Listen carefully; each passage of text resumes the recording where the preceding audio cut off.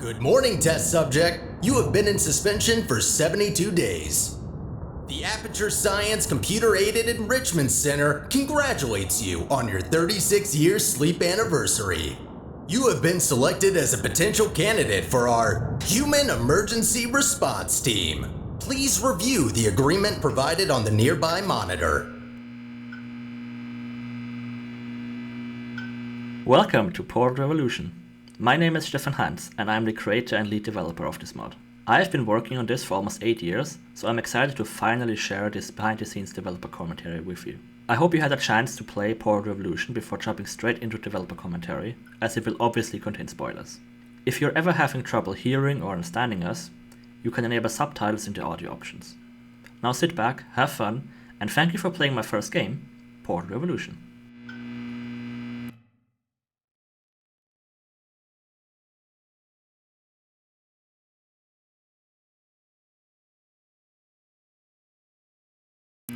Welcome to Port Revolution.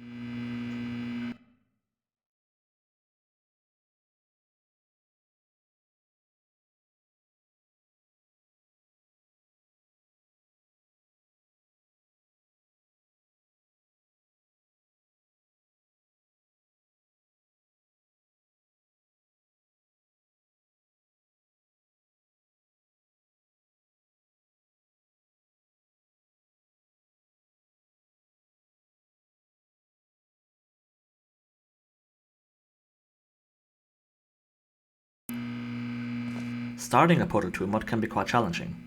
We want it to be unique, but also not too out there so that players wouldn't recognize it as Portal.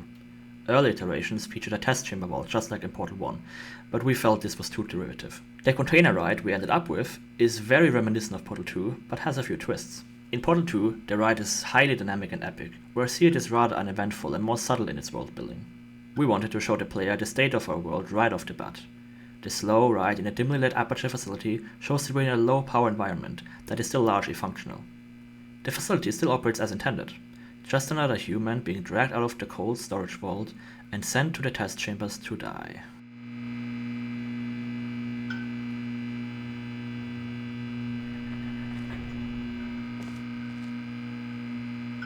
To be accepted into the Human Emergency Response Team, you will now participate in an advanced difficulty testing track where your problem-solving skills, athleticism, and response to increasingly hazardous conditions will be evaluated. Please press the button to accept the terms.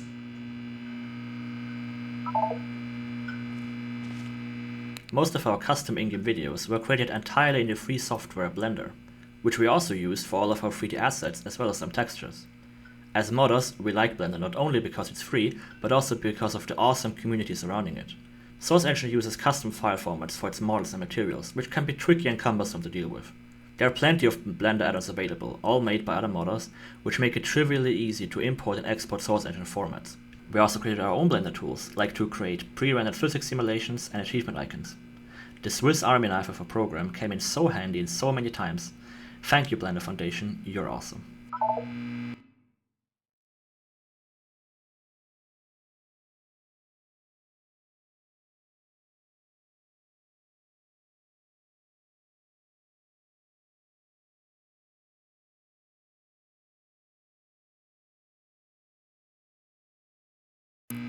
Most of our custom in-game videos were created entirely in the free software Blender, which we also used for all of our 3D assets as well as some textures.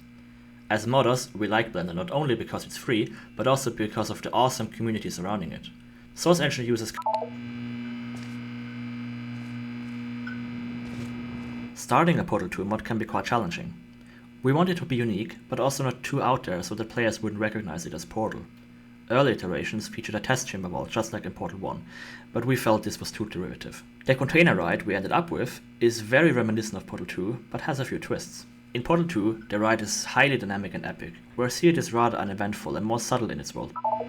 Welcome to Portal Revolution. My name is Stefan Hand. Early playtesters often reported that they didn't know why they were solving test chambers.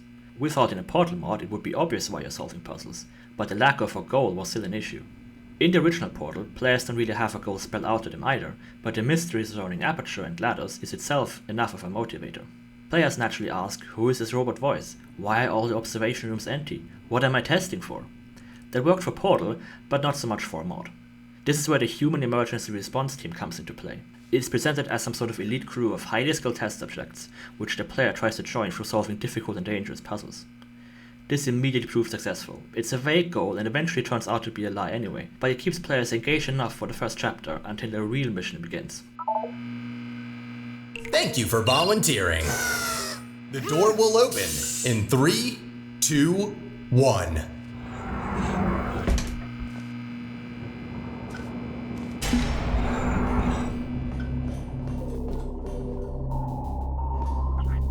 Earlier versions of the mod would have the player wander through average modern test chambers until they finally got the first impressive vista in the Overgrown chapter. First impressions matter, so I added this big and open vista right at the beginning. It also serves as another reminder of the facility's dead state, and it's a nice breath of fresh air after the small and stuffy motel room. One of the greatest game-changing moments we experienced during development happened when we received the source code for Portal 2 from Valve in 2020. Modding Portal 2 without source code is very limiting. The engine still lets you do a lot of stuff, but you can only go so far. Getting the source code was a long-winded process. There is no clear-cut strategy documented anywhere. It took us over a year of constant back and forth until we finally got it. Despite how long it took, we're still incredibly thankful to Valve. Getting the source code turned the mod on its head and opened up countless new possibilities. We'll go into more detail throughout the mod, but up front I can say that this mod wouldn't be the same if we had to use the standard Portal 2 engine. This will come up again and again, so I want to clear up the organizational structure of Stratosaurus to clear up any confusion.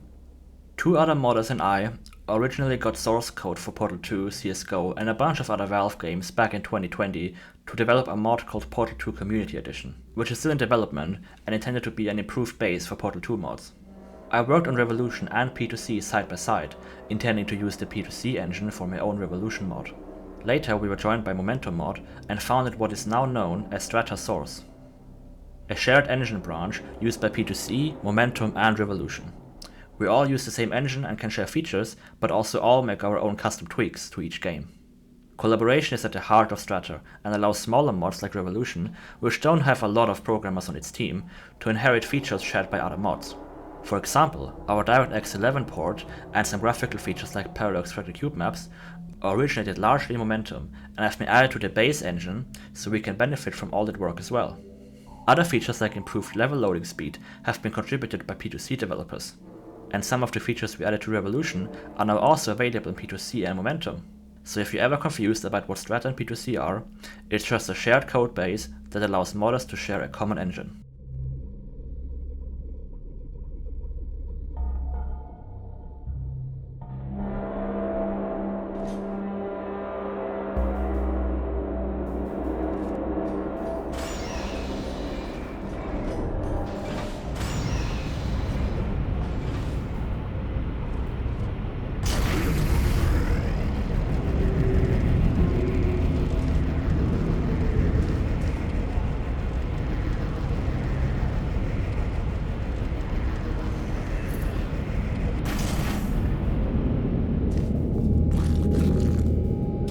This first, or rather zeroth test chamber, is completely stupid. There are no test elements and it's totally useless. If you paid attention, you just went down some stairs and got up on an elevator. Now you will walk up more stairs, walk down stairs, until you finally reach an elevator that takes you up anyway. Tons of up and down, none of it has any purpose. Players asked why this room is here, probably expecting some exciting reason, but reality is often disappointing. I just thought it was funny.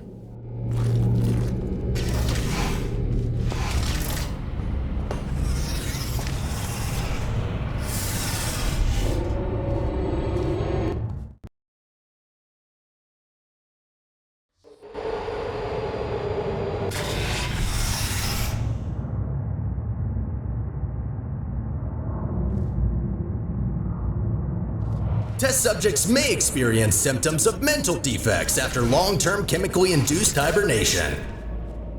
You will now participate in a brain damage evaluation survey to determine just how damaged your brain is. If you believe your brain is sufficiently operational, press the button in front of you and continue the test. The Brain Damage Analysis Survey was originally added as a sort of parody to older Portal 1 mods that reteach trivial mechanics like walking and pressing buttons. Well, it turns out that training wasn't trivial. On more than one occasion did I see playtesters attempt to use the left mouse button to push buttons in the game. Controls aren't universal in games, so this button was added to reintroduce players to the basics. Later we added another button, much earlier, to sign the long Aperture contract, but we still kept this room around. I wrote a much longer piece of nagging dialogue for when the player refuses to press the button. It was used as a demo script for voice actor auditions. We auditioned close to 100 people for both roles. We found the voice for Sterling very quickly. When I heard Will's audition, I just knew he was the right one. He didn't just sound like a regular boring person like me, his voice is expressive with so much character. The role of Connolly took much longer to fill. Most of the 100 auditions went towards the female character, but I will save that story for when we meet her. Very good. Please walk through the portal and continue testing. Your self-reported status is more than sufficient for testing. Hi, this is Will Neal. I'm the voice actor for Sterling. Very excited to be here today in my booth. To give you a little bit of backstory, I joined Revolution back in 2021, I think. I auditioned for a character that at the time was named Pete. I saw Stefan's pitch for the project, and I loved it. It was just very clear from my first conversations with the team that they knew what they were doing. They had the drive and the skill to actually bring this thing to life, and better yet, they really understood this franchise. They understood Portal on such a deep, fundamental level that I was confident they could make something that didn't feel like an imitation, but felt like it could be a part of this world. And I think that totally turned out to be true. So now, I, along with Sarah, get to talk to you about the voice acting side of things and discuss this very manic little guy. Isn't it exciting? We expect players to have completed the 2 base games, but still decided to add some basic training at the very beginning. Portal 2 is already over 10 years old by now, so it's safe to assume that many players will be a bit rusty in the beginning. We kept these basic introductions as short and fast as possible so experienced players aren't held up too much, while new players have some time to re-familiarize themselves with the mechanics.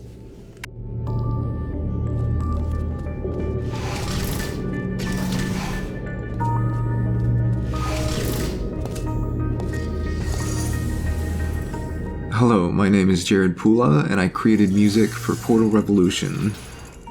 This is one of the first few chambers I did music for, and this specific track became a leitmotif referenced in a few later tracks, most notably the final chamber of Chapter 1, which features a variation of this exact track, and the final boss music.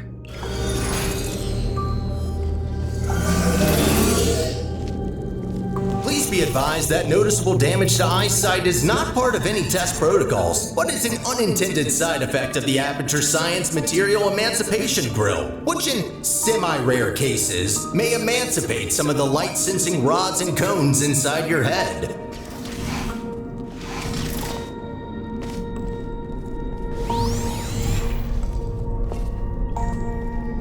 The design of this portal gun room is similar to the one in the original Portal, but in addition, it includes all of the training done in the subsequent chamber. Players need to use the orange portal as an exit and as an entrance at least 2 times, which helps to break players' habits of treating the static orange portal as only an exit. We wanted to redo all these basic trainings for reasons explained before, but subtly introduced it in the same space to not drag it out. You are now in possession of the Aperture Science handheld portal device. As a candidate for the Human Emergency Response Team, you are expected to adapt to all dangerous situations, and as such, will not be informed about the device's safety hazards. Hi there, my name is Dustin Oakley. I was one of the mappers for Portal Revolution, and I joined the project back in 2020. This vista was added to include more visual interest to the beginning of the game. For this particularly grand section with the open-styled elevator shaft, I added a vac tube that partially wraps around the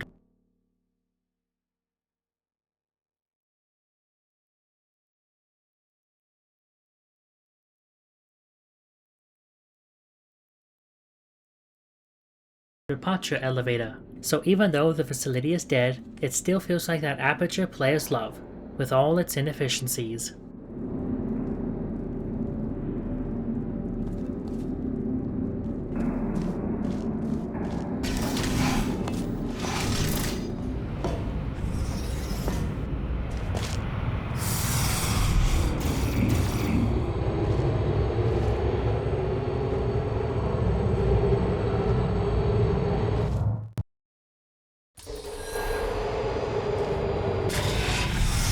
Your performance in the next test chamber will be timed to measure puzzle solving and execution speed during extreme wind and weather conditions.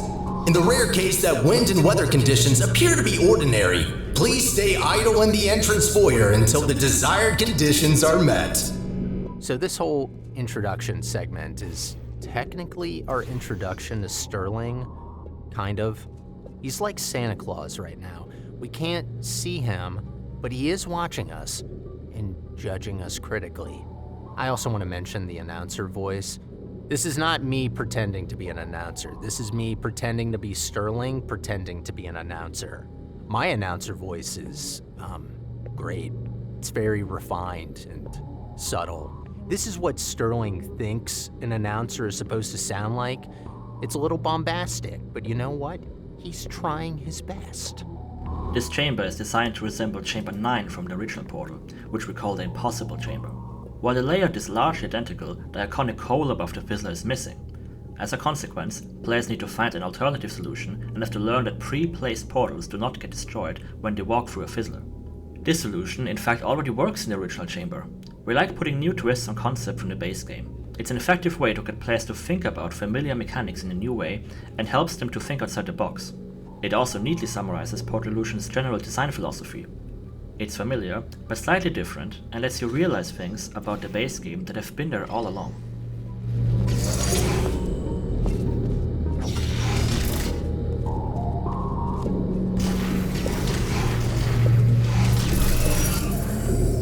Detailing the large sections of Aperture's behind-the-scenes vistas takes a lot of time, and more often than not, making completely unique and original details isn't worth the effort. So in order to speed up the development process, and save our sanity, we created decoration instances, which are little submaps you can copy and paste around your map to help speed up these repetitive detailing tasks. Sometimes the same instance could be used multiple times next to each other, and simply rotating it to show a different side helped make that less obvious. Portal 1 and 2 both start by giving the player a blue-only portal gun. It's only ever used as an introduction, and the puzzles never become difficult. We call these mono-portal puzzles. Other mods, like Blue Portals, already explored mono-portals, but no major Portal 2 mod ever did. We saw and took this opportunity to spend a lot more time with mono-portals. The main difference with them, besides the inability to move the orange portal, is that the orange portal never gets destroyed when you walk through a fizzler. This makes fizzlers way more interesting and powerful, since it now acts as only a partial boundary. We needed to teach and reinforce this behavior as early as possible, which is what this map is built to do. This line about the timed chamber is Congratulations, test subject number 1! You have set the world record for this exercise, and now officially hold first and last place on the leaderboard. This line about the timed chamber is a nod to the speedrunning community. Portal speedruns are crazy and fascinating, turning the game into a puzzle on top of the actual puzzles. The line at the end reveals that you're the first human to run through Sterling's testing track, integrating subtle exposition into a speedrunning community tribute.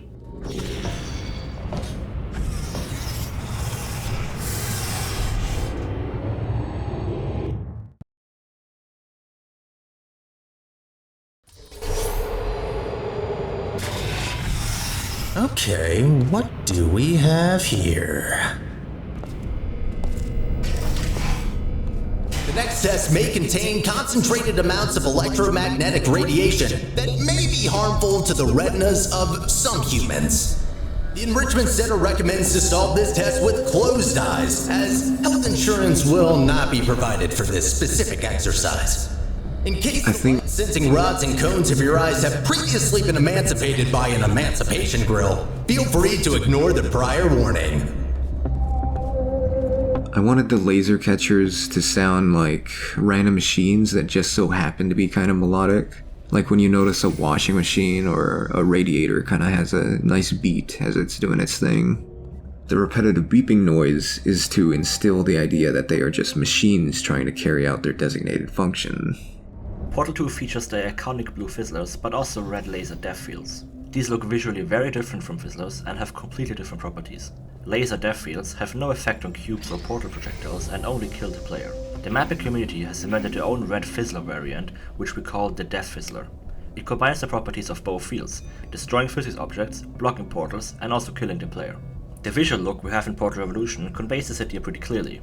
However, another popular Portal 2 mod took the visual design of Death Fizzlers and applied it to their laser depth fields. There it looks like a fizzler, but doesn't behave like one at all and has confused mod players ever since. We designed this chamber to show players that our Death Fizzler behaves properly. This surface is totally just a red herring. We usually don't like putting these in the chambers, as they're a rather inelegant method of adding difficulty to a puzzle, but just making it more confusing. However, since this chamber is rather small, it was surprisingly effective. Players would line up the laser to pass straight through the wall, feel smart, and then dumb again as their portal gets fizzled. In a larger puzzle with more moving parts, something like this could be really frustrating, but we found this one to be more on the comedic side. It also further reinforces that players need to think outside of the box. I think this might have been the first chamber where I did some dynamic music stuff. The laser catcher, and main track are the same BPM and will all sync up if they're all playing at once. You have completed the test. If you have not done so already, you are permitted to open your eyes. There used to be 2 more chambers before the elevator, which featured a blue laser variant. It behaved just like the red laser, but receivers would be color-coded to only accept one type of laser. When this feature was added to the P2C engine, we experimented with a lot of different applications, but the mechanic just wasn't fun. Lasers in general are hard to make fun puzzles with, and with more colors, the puzzles just turned into micromanagement nightmares, with indicator spaghetti lines going all over the place. We even designed different musical motifs for the different laser colors. Red lasers beep deep and slow, while blue lasers are quick and cheery. As much fun as the music was, the blue laser just didn't fit into the mod and was cut rather quickly. You can still find the music in our standalone soundtrack.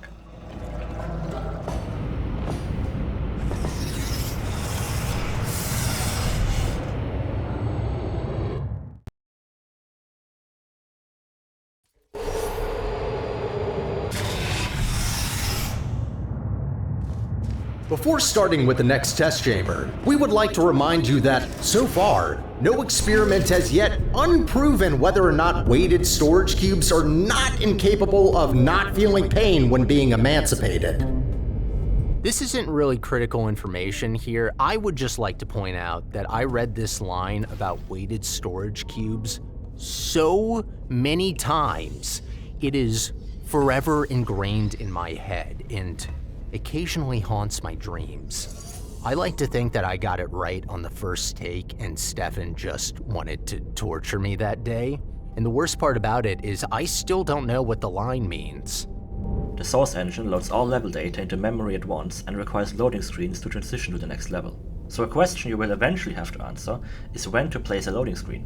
Portal 2 maps are typically very short, often featuring only one test chamber per map. This is no problem for large chambers that take time to solve, but Portal 2 is sometimes criticized for having very frequent loading screens. If you increase the size of each map, you end up with less loading screens, but each one will take longer and the game will use up more memory. Rather than splitting maps according to file size or entity count, we use them as pace breaks. This map includes 4 small test chambers that all build on each other. Bundling them together also allows us to connect the chambers in more interesting ways. Here they all share the same space and can be visited through the observation rooms at the end. Loading screens are often hated, but we found they work well as natural points for players to take a break or stop playing.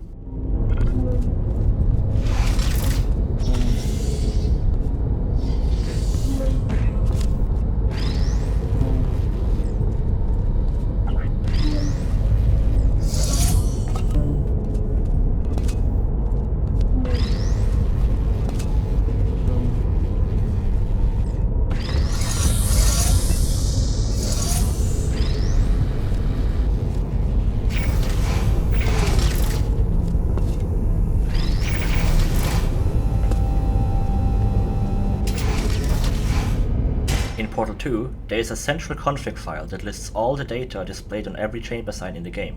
This offers developers a good overview of all the chamber signs, but it comes with the limitation that every map can only have one sign. In Portal Revolution, we wanted to put multiple chambers into a map. Having access to the source code, we were able to create a custom chamber sign entity that allows mappers to configure all this data directly.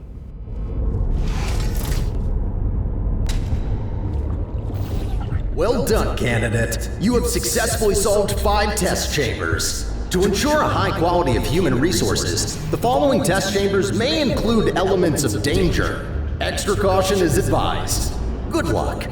You just got teleported from an unlit version of this room to a lit one. Source doesn't like dynamic lights very much, and it's often easy to just clone the entire space. This teleport was added late in development, when we were going over Act 1 to add some life. The interconnected nature of the space didn't make that easy, which is why you actually got teleported twice. The copy in the interconnected space is always the lit version, with the unlit version off to the side. Inside the door is a world portal that gets you to the unlit copy before teleporting you back to where you should have been just a few seconds later. Portal's engine makes it really fun to think with portals to solve design problems. This is the first map where we prototyped this dimly lit lighting style for Chapter 1. These chambers used to be lit just like Portal 2's, with bright and cold lights. We felt like the standard lighting didn't sell the dead aperture theme we wanted to convey. We call this style After Hours. It's supposed to resemble that feeling of being the last person to sweep the floors in the office after everyone has gone home. Also sort of mirrors the new job you will receive at the end of the chapter. Creating this look took some tweaking to balance visibility for gameplay with aesthetics. I made all the cube music with the expectation that it would only play as they were soaring through the air, but in-game that's not the case. They continue to do their intense bleeps and bloops even after they reach solid ground, which is a little cute, I guess, and gives them some personality.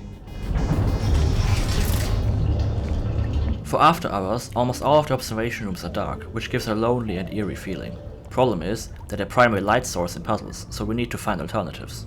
Light strips work well, but we try to add some variation for interest. We like to use electrical equipment in the behind the scenes areas as light sources. They can also be used to add a nice splash of color, which the normal test chamber lights aren't suitable for. On behalf of the Enrichment Center, I wish to apologize about the current state of our testing facility. Due to technical difficulties, we are unable to provide an experience of suitable quality at this time. The Glass Touch achievement came about after we added the sign here, which was just decoration at the time. Playtesters always love to touch it as soon and as often as possible. Whenever we see players do stuff like that, it's a great candidate for an achievement, so we found some more spots to put the glass, which get more difficult and obscure to touch every time. They're always easy to see, the question is how to touch it. We also wanted to add a reaction line from Sterling, but didn't find the time to record it. Source uses cube maps to simulate reflections, but they always had one massive flaw. They appeared to move with the player's camera.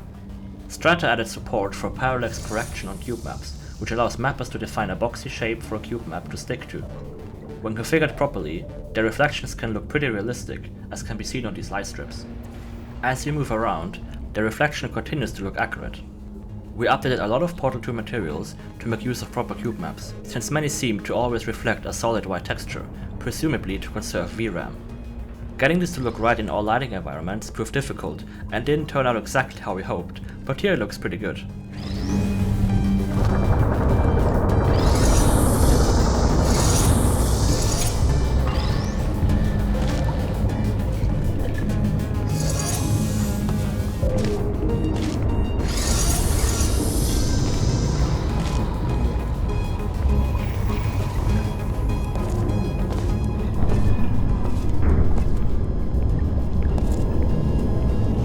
Not bad.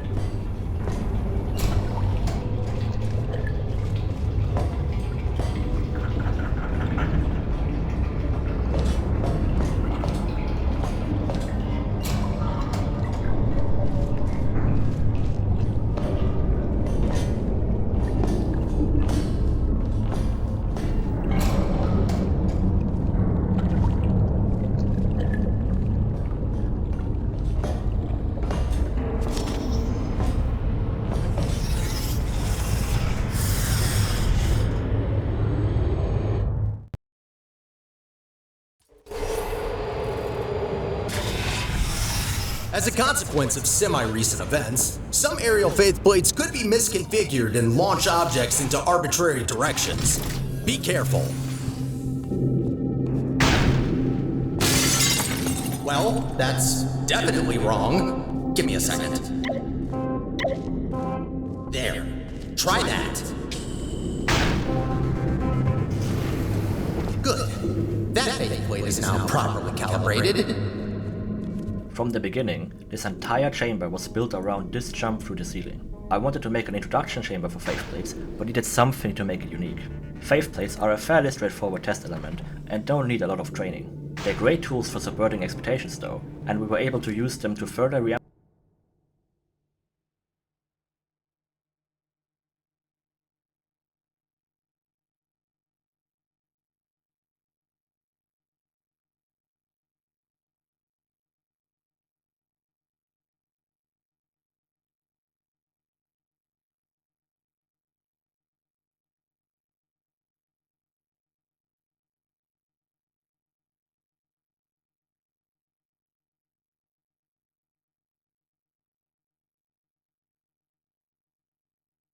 emphasize that the facility is slowly starting to fall apart. In this chamber, the player needs to use the floor-mounted portal spawner to preserve momentum for flinging, which I call a buffered fling. These flings, or variations of them, come up again and again in the mod, so we introduced them early on in conjunction with the faithplate.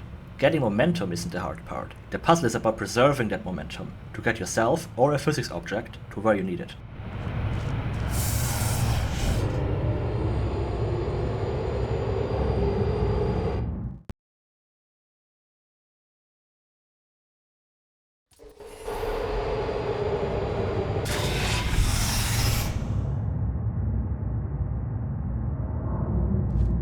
Well done, candidate. You are nearing the final test chamber.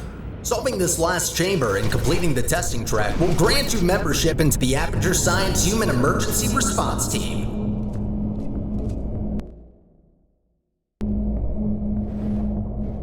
These two final chambers were meant to be much harder than the previous ones, but still interesting and fair. Difficulty can be added to test chambers quite easily by adding multiple win conditions. The floor button in this chamber could be removed while keeping the rest of the puzzle intact. Its only purpose is to extend the puzzle, as players now have to solve the bottom section twice. Cube swapping and respawning are also common ways of adding difficulty to a puzzle, but they can often feel forced or cheap, so we try not to overdo them. As a Little reminder, changes in level layout your can make Aperture Science provided health insurance does not cover injury or fatality from immolation from the Aperture Science hard light bridge. Rest assured that unlike your fragile human tissue, all Aperture Science equipment has been built to withstand temperatures of up to 4,000 degrees Kelvin. Little changes in level layout can make quite a difference in how the world feels. This foyer could have been built without glass, but they never pass on a chance to connect multiple areas together. Seeing where you will go or have already been is a powerful tool that makes the world feel just that little bit more open and interconnected. The game isn't just a series of corridors, but a cohesive, connected place. In this chamber, we hear the melody from the first test chamber again, but at a slightly lower pitch. I don't remember my exact thought process on why I reused the melody here. I probably just thought it would be neat, since it's the final test chamber for Chapter 1. Source Engine doesn't really have proper dynamic lighting. Most lighting is pre-baked into light maps and cannot change while you play. However, Source does let you make multiple light map pages by using named lights. We use this to cast actual light from the light bridge and static portal spawners. This lighting is still pre-computed and can't change. The map compiler pre-computes all permutations of the light's on and off state and interpolates between them to create a fade effect. It's fun to see people blown away that this is possible in Source, well this has been a feature since Half-Life 1 or possibly even Quake. This is one of my favorite puzzles. Laser blocking isn't often used in maps, but it's a really interesting interaction. The laser can be blocked from either side of the glass. When we design Source Engine doesn't really have proper dynamic lighting. Most lighting is pre-baked into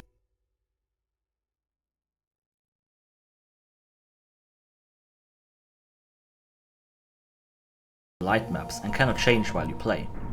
However, Source does let you make multiple light map pages by using named lights. We use this to cast actual light from the light bridge. This is one of my favorite puzzles. Laser blocking isn't often used in maps, but it's a really interesting interaction. The laser can be blocked from either side of the glass. When we design chambers, we try to get consistent stuck spots. A step in a puzzle where all players have to think for a bit. Getting 100% success on a stuck spot is pretty much impossible, but this chamber has been very consistent throughout playtesting. This fake chamber doesn't even really try to look real, but a lot of players don't seem to see the trap coming, which we see as a success. The panel opening animation is inspired by early Portal 2 E3 pre-release videos. We went through the clip frame by frame to match the animation and environment as closely as it made sense. Congratulations! You did it! I'm sorry for the surprise. Current testing protocol demands I dispose of all test subjects, so I had to intervene before you were, baked. I'll be honest with you now. There is no Aperture Science Human Emergency Response Team. I made it up. Sorry for lying to you. Before I can explain why I brought you here, we need to get you registered as an Aperture employee. We don't want security systems to hunt you down after all. The Guardian and Intrusion system doesn't like it when test subjects escape the chambers. There's a security checkpoint nearby. Follow me. Okay, now here's our official introduction to Sterling. Hi. We did a lot of takes of this segment, not just because we had to introduce his character, but also we had to tease the stakes without giving some giant info dump on the players, which took a while to balance out, especially as the story was changing over time. I think this is actually the first piece of animation I ever saw from Stefan putting my voice to the character, which was super cool. As long as I was on it, it was always the plan to fly through the wall and land in this little surprise party that he's throwing for you, which is adorable. I mean, he put up a little banner for you. He hangs decorations better than I do. And I have hands. Sterling's introduction has changed a lot over time. We always knew we would add a surprise, but the gameplay here has been adjusted a lot. His dialogue needed to be short enough for players to not lose attention, while he also had to deliver a lot of exposition. He surprised you and you're done with the tests. The Human Emergency Response Team was a lie, but the testing wasn't for nothing and it does have a purpose for you. And if that wasn't enough, we throw the stuff about authorization on top. We were not sure if players would be attentive enough to listen and understand everything he said. This space is very open and offers many distractions. We streamlined the geometry over time, reducing the amount of exits and visual clutter, and players seem to respect his first appearance enough to actually listen to him. We also added far more detail to his facial animation than we usually do to honor his first appearance, which seems to help to keep players' attention. Dark in here, isn't it? The checkpoint is right there. The authorization gameplay was first added so players would spend some more time with Sterling when they first meet him. Back then, players wouldn't get hired as employees, they would just get added to a general list of authorized people. We felt this was a little abstract, and we didn't intend to use the authorization gameplay Maybe you can get through this A stationary playtester portal then said, emitter? "Oh cool, we're getting hired at Aperture." We liked the idea, so we wrote it in. Feels a lot cooler and much more natural.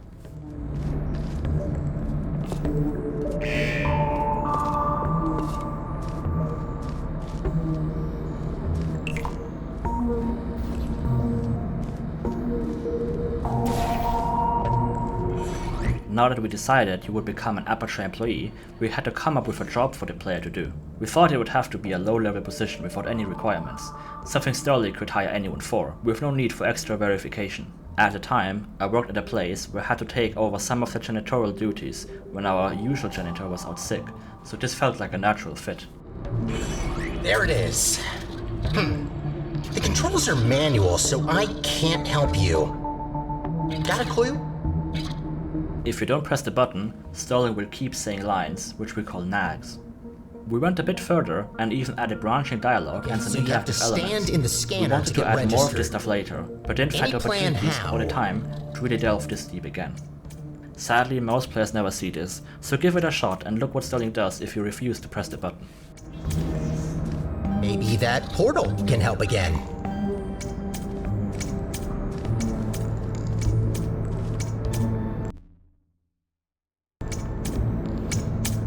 During playtests, one of the main Absolutely sure that door right there doesn't During open. playtests, one of the main questions we got was about the name of Sterling. It was never revealed at the time. During playtests, one of the main questions we got was about the name of Sterling. It was never if you don't revealed at even the want to time. try, you must be very sure it's locked.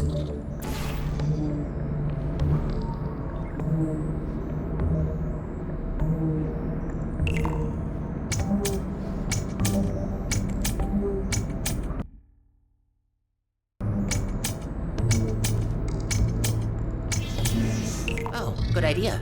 I think that did the trick. Good. I can now register you as our new janitor. Welcome to Aperture. You can call me Sterling. I'm the facilities manager and your new supervisor. During playtests, one of the main questions we got was about the name of Sterling. It was never revealed at the time. While we didn't think it was that important, we wanted to find a natural way for him to tell his name. The robots in Aperture never say each other's name. Okay, we have no time Gladys to just lose. calls Wheatley Right this Moron, way. and Wheatley just calls her, her. We only ever hear Wheatley say his own name once in the game. Tiny little Wheatley did this. At the same time, we thought about making Sterling the head janitor and your boss. He could then formally introduce himself as the new boss, where it felt natural for him to mention his name.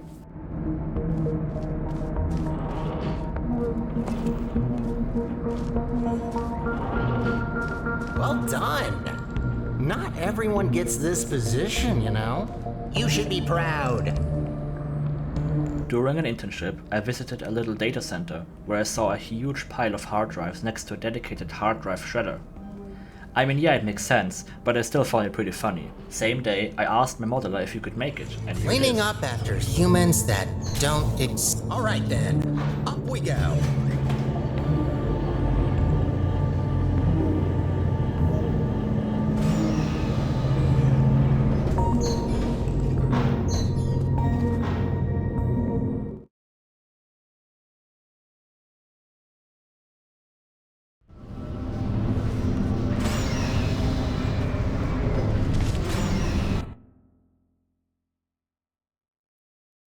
You've probably noticed by now that the facility isn't in great shape. It's a long story, so I'll cut it short. The central core in charge of maintaining the facility has been put out of commission. I tried to look after the place in her absence, but I don't have the tools.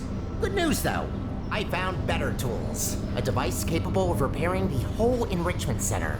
The only problem is that only a human can turn it on, so I hoped maybe you could fill in that role for me.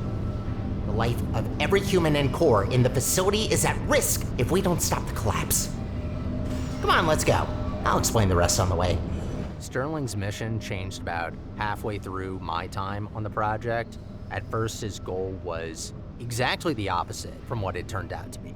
He wanted to make sure GLaDOS was gone for good and that there was no way she could ever come back. That got changed for a lot of reasons. The more we fleshed out Sterling's character, the more we were able to kind of piece it all together. He's just a little guy who wants to clean. But when there's too much to clean, how far is he willing to go? If he can't clean up Aperture on his own, who's the only one who can? And voila, our psychotic janitor with mommy issues was born. For as long as Port Revolution has existed, there was always the idea of the first behind-the-scenes map after the test chambers in Chapter 1. It was originally called Transition and served the purposes of moving the player from the modern Aperture areas to the overgrown chambers on the surface. What you see in the final game must be the 5th or so iteration. This map has had an identity issue for years until it finally received its last redesign and became what it is now. Previous versions featured almost no gameplay. You would just walk along generic, uninspired office spaces with no clear direction. This final version is the culmination of multiple disconnected ideas that never found a home until now. Cutscenes are a hot topic in games. Games like Portal are very light on cutscenes, and players typically dislike them on repeat playthroughs. Although they're fun the first time around, overly long, mandatory cutscenes can quickly become frustrating on repeat playthroughs. We want to respect the player's time and try to avoid mandatory cutscenes as much as possible. However, there were still times where we had to ensure the player listens to crucial plot details. In those cases, we like to add little details for the players to look at, like the signs on these walls. We need to get closer to the surface. I found an elevator in this direction.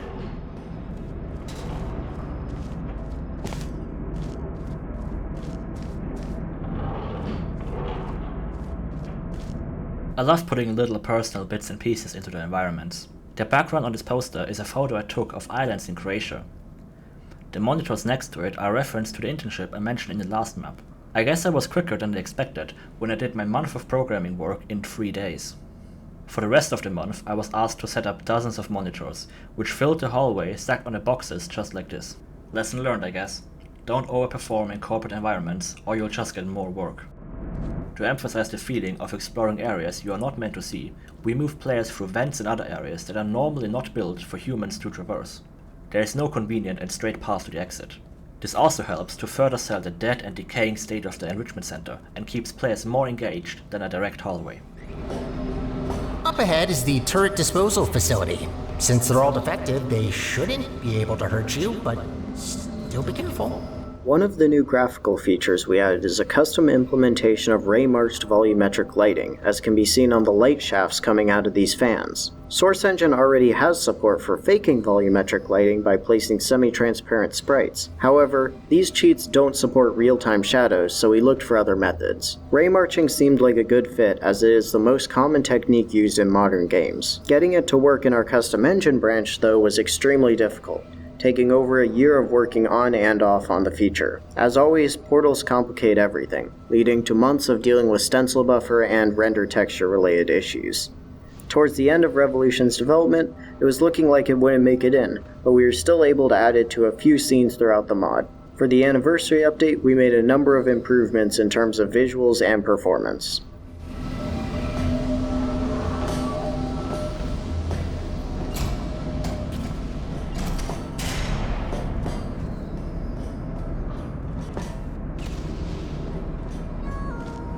Poor turrets.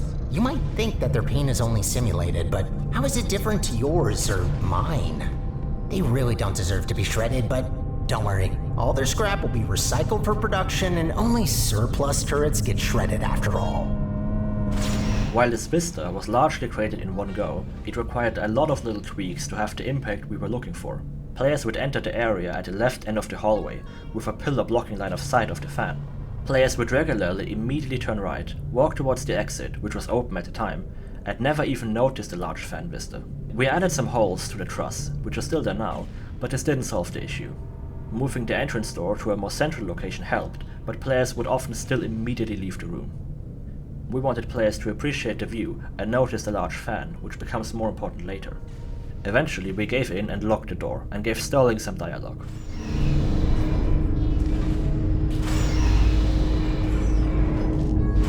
So, I'm looking through your records, and I see you have a family. How are the kids? Oh no. You know what? Forget I asked that. I am so sorry.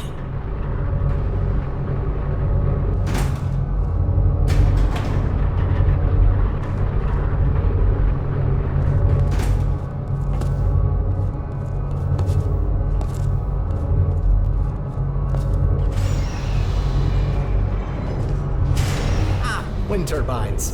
Of course. Try not to get blown away too much. These things can get supersonic if you turn them up. As we were reworking their transition map, we tried to find some interstitial puzzle elements that would naturally fit into behind-the-scenes areas. The ventilators were inspired by those seen in the Portal 1 mod, Factum Solos. The ventilators seemed like a natural fit for behind the scenes, and while they're not super complex and don't interact with portals, they were good enough to use 1 or 2 times as a pace break. We like to use interstitial elements like these to add variety. This turret shredding idea was recycled from one of those areas that never had a home. It was originally placed towards the second half of the game. We like to bring back some of the lesser used elements from the original game, shredders being one of them. Gameplay wise, they're no different to a pit of goo or an infinite drop, but they work well with turrets and fit into this kind of garbage disposal area.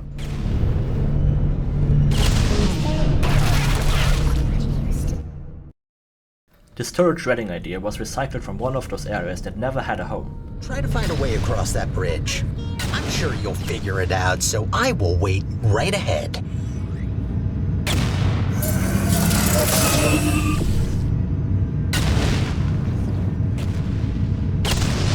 This destruction sequence uses a pre-baked physics animation, which we created in Blender. During development, we found the game to be way too static for our taste. Building animations and scenes like this is not a walk in a parking source. Every time you want to test it, you have to open the game, load the map, skip to the section you're building while not skipping any triggers, and watch the whole scene from beginning to end. Iterating this way is a chore. Valve sometimes use vscript to trigger events instead of map logic, which allows them to specify the timings without having to recompile. Yeah, we didn't do that. Oh well, maybe next time.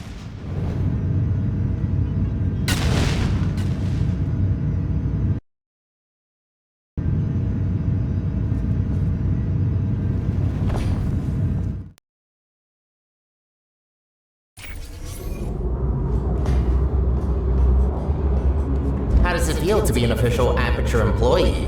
Yeah, must be great. Though on that topic, don't try running off without me, okay? Yes, I made up the human emergency response team, but so what? It can still be real. You are human. This is quite an emergency. And you are responding to it. Not quite a team yet, though. No, a team can't consist of one person. That doesn't make sense. I could get more people, but that seems like a lot of work. You know what? Let's talk about we two make a great team in of itself. We might not make a fully human team, but you can't always get what you want. Semi-human? I'll go with that. To get back on topic, here's my proposal. You help me repair the facility, and I'll let you leave. Let's talk about Sterling's voice. You can probably tell from this very charming commentary that his voice is a little bit goofier than my own, but if I get worked up, you'll start to hear it kind of creep through a little bit. Sorry. Stefan wanted me to mention that earlier versions of the voice were even higher pitched. I might have blocked that from memory because I just don't see how that's possible. If that's true, then my audition must have sounded like Elmo. But there is a reason for the voice, because I like to think of him as a kid. There's this immaturity to him, especially when he doesn't get his way. He was basically this pet project that was thrown into a Core's robot body. He's playing all of these different roles at Aperture and he doesn't know how to do any of them. He's just playing pretend until his mom comes back from the parking lot. For the behind the scenes, in between test chamber sections, I made the music a bit more ominous and drony, like the player is seeing something they're not really supposed to see. Later on, I start to play around with more metallic samples, as if the exposed machinery is also a part of the music. This is a test observation facility. Humans have to sit here all day and watch you test subjects solve the chambers. In real time, too. Imagine. Act 1 and 3 both play in modern, cleanish Aperture, so we wanted to somehow distinguish the art styles. We ended up making Act 1 orange and Act 3 blue. We liked Aperture's more orange theme in Portal 1 and incorporated those elements even more visibly here. Orange carpet, orange desk dividers, orange wall art. If you take a screenshot, just based on colors alone, you can be pretty confident to say which part of the game it came from. The orange theme in the beginning also feels more homely and cozy, which is in contrast to the dark, cold and lonely feeling we wanted to convey for Act 3. One of these projectors was going to display a humorous set of slides, which would have covered the rising cost of desk lamps from an unknown thief. This inside joke spawned when one of the desks I detailed contained an overabundance of desk lamps. Soon coming to be known internally as Lamp Man, this mysterious employee would hoard hundreds of lamps and store them in the most nonsensical places. Bombs are used as another pacebreaker element. Early on we established clear rules about what can and cannot be broken. Shattered glass breaks, but normal glass doesn't. At first we thought players might note how convenient it is that this chamber has so much broken glass, but to our surprise, this wasn't the case at all. The distinction was immediately intuitive and successful in playtests.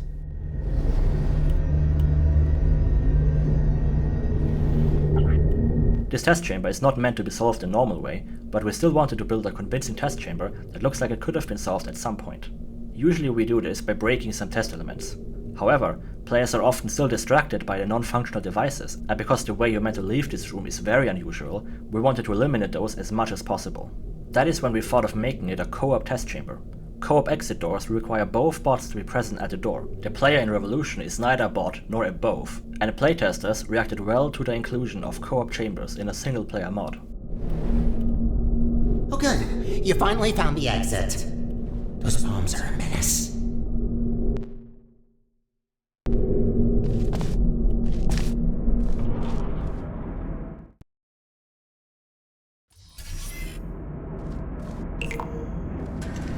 When making a puzzle, I usually start with an initial I have idea. a surprise for you after this last little hurdle.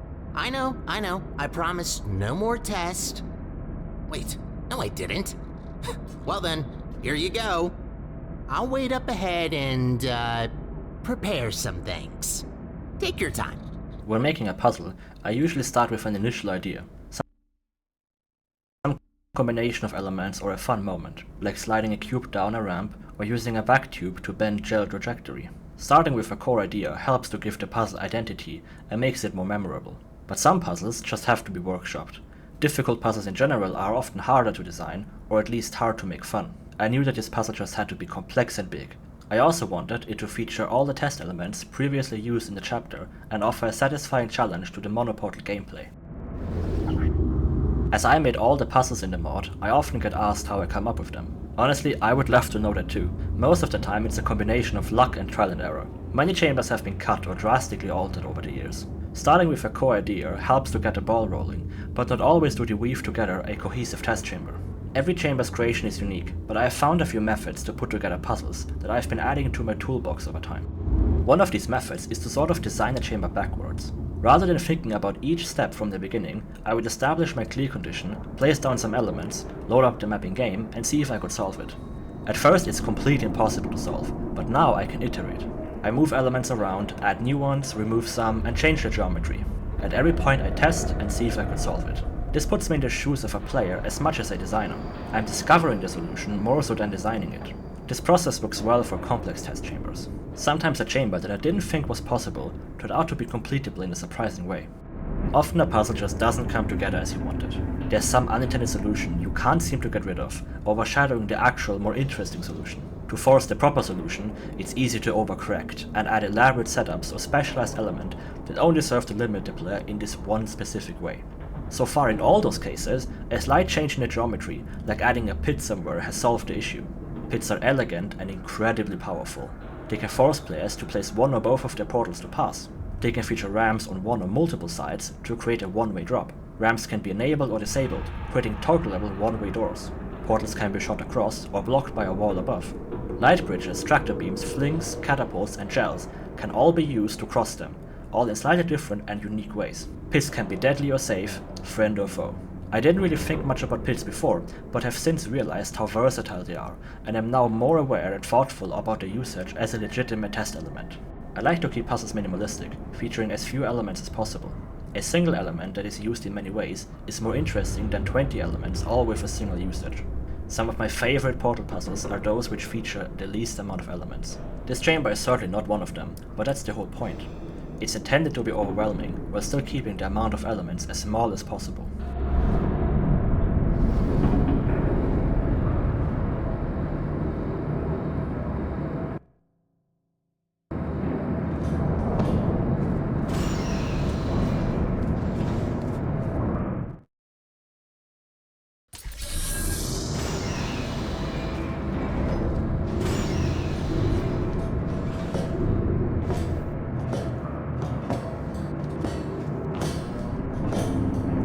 Surprise!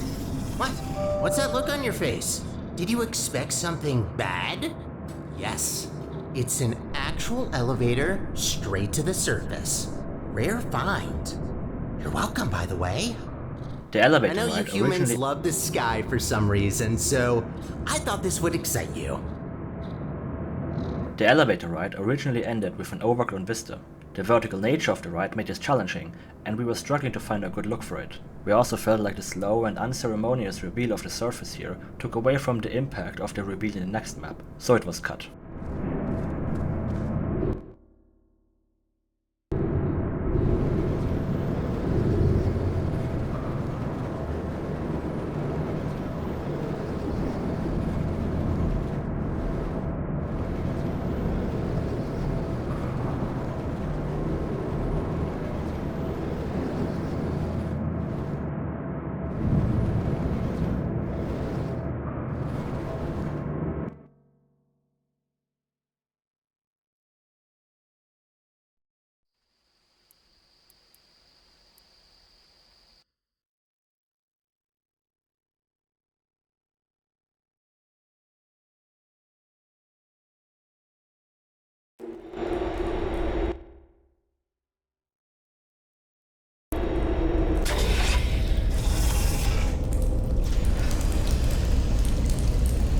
Go take a look out that window for a moment.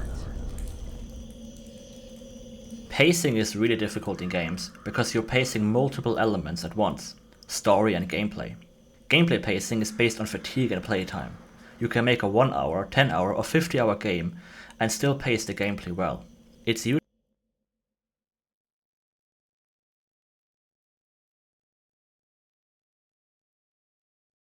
not a problem for short games, but the larger your game is, the harder it becomes to keep the story paced.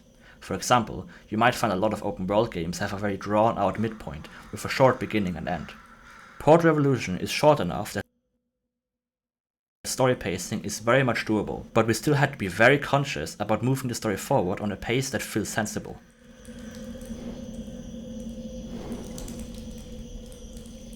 See that huge spire in the distance? That's where we're headed. Little confession. I don't know for sure whether it still works.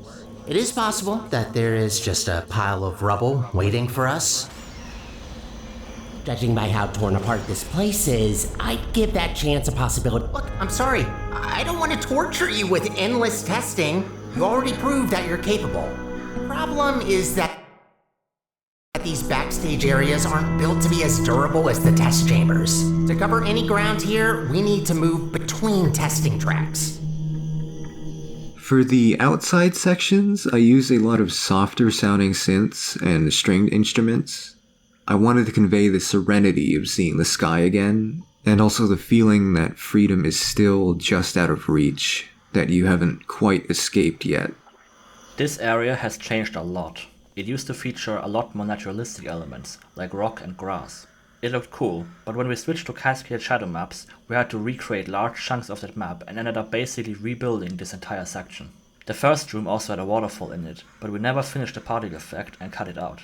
Since it didn't feature any gameplay, we then took elements from the room after it, which included this little navigational puzzle. We still liked how the old area felt, but are happy with the condensed version. Our early level designs often lack density, which makes the game feel longer since there are more areas, but if each area is passed in under 20 seconds, the time invested into decorating those spaces doesn't make sense. So over time we condensed areas more and more, and tried to find ways to get the most out of a single space. Plants are shiny. Nobody believes me when I say this, but they are. Go outside and look at a leaf. The sun will cast some specular highlights. Portal 2's leaves never did this, so we added some foam to try and approximate this look. It's very subtle, but compared to before looks better for negligible performance cost. Portal 2 uses projected textures to create sunlight with real-time shadows in its overgrown areas. Community mappers do the same, but their technique isn't ideal. Projected textures are spotlights and create converging shadows, which is not how sun shadows look. Their resolution is also limited, so the further you stretch the area of influence, the worse the shadows look. They don't follow the player, and if you try to parent it to the player, their shadows will look wrong when you look through a portal. Long story short, projected textures aren't ideal for sunlight. CSGO implemented a similar shadow mapping technique built specifically for sunlight called Cascaded Shadow Maps, or CSM. Since our custom engine branch is based on CSGO, we were able to use it in Portal Revolution. CSM works by casting 3 shadow maps, called cascades, around the player from the same angle, but on different scales. The first cascade is just a few meters around the player, the next a few more, and the last reaches as far as the player would be expected to see in a typical map. This means that shadows will always be at high resolution around the player, with low resolution further away where it doesn't matter. Now as always, portals complicate everything. Since the shadows follow the player, if you look through a portal, the shadow resolution will be centered around the player's position. This caused awful shadows while looking through a portal, and popping when you step through and have the positions updated. This took a long time to fix. We were first aware of this bug around 2020, and have only been able to fix it in late 2023. We needed to add an additional 3 cascades, centered around the position of the camera behind the portal from where the portal view is being rendered. I'm sure there are many ways to further optimize this, since this technique now needs to render twice as many shadow maps, but we are happy to have finally fixed this issue that has been bugging us for years.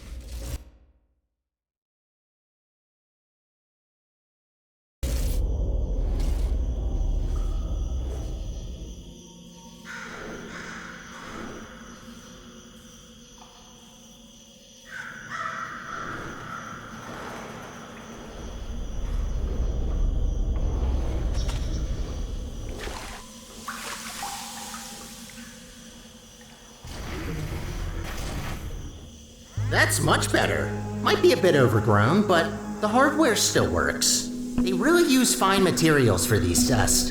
Have to protect your investments. After all, unbreakable materials are expensive. Originally, we wanted Sterling to help the player in this chamber, given its ruined state and that it was designed for dual portals. So in the pit, there was a whole animation of part of the floor being taken away by a panel and being replaced with a version that had an auto portal, along with bringing a cube too.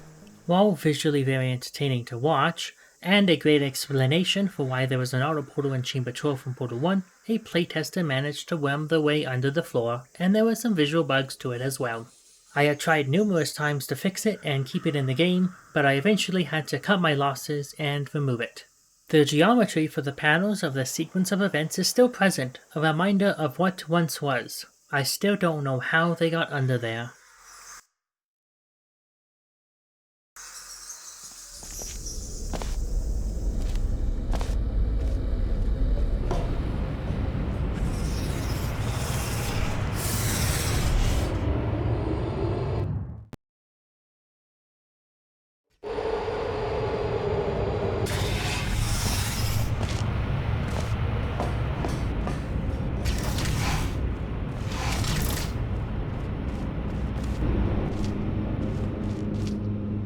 You know, I wasn't aware that the surface is in such a rough state. Didn't want to say it before, but this place is such a mess. This will take so long to clean up. Whoever did this was very thorough in their work. Act 2 starts rather slowly. It is built to center around momentum and flinging. We noticed that many players lacked some common flinging skills. It's not used as much in Portal 2 and Portal Revolution up until this point, so to remind players that flings exist and are a necessary part of these tests, we added some little training chambers at the beginning of the chapter.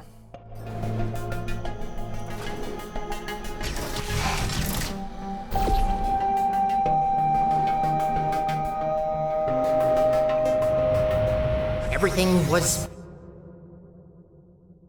great, you know? True utopia.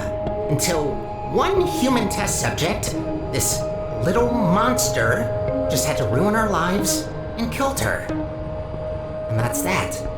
Most of my colleagues either went crazy, died, or disappeared. What else were we supposed to do if we can't fulfill our purpose?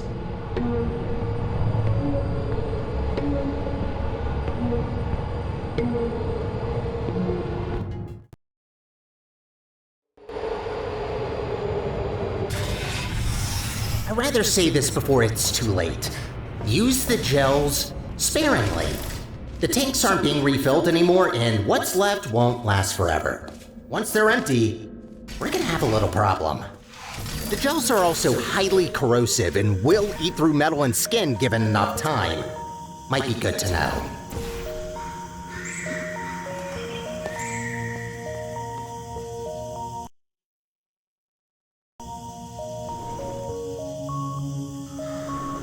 This track is a remake of an old track from before I joined the project. The track was called Dihydrogen Monoxide and was made by Ella Ayar. She made a bunch of great tracks for the beta of Portal Revolution. I can't remember the exact count, but it was a lot. For this track, I just added in elements from the previous outside sections like the soft synths and kinda bouncy percussion. Other than that, I think it's structurally the same as the original beta track. When we got CSM to work in our engine, we took a step back and rebuilt almost all of the overgrown chambers. We were not satisfied with the gameplay anyway, and the possibilities offered by this new lighting led us to reconsider this chapter and do it again.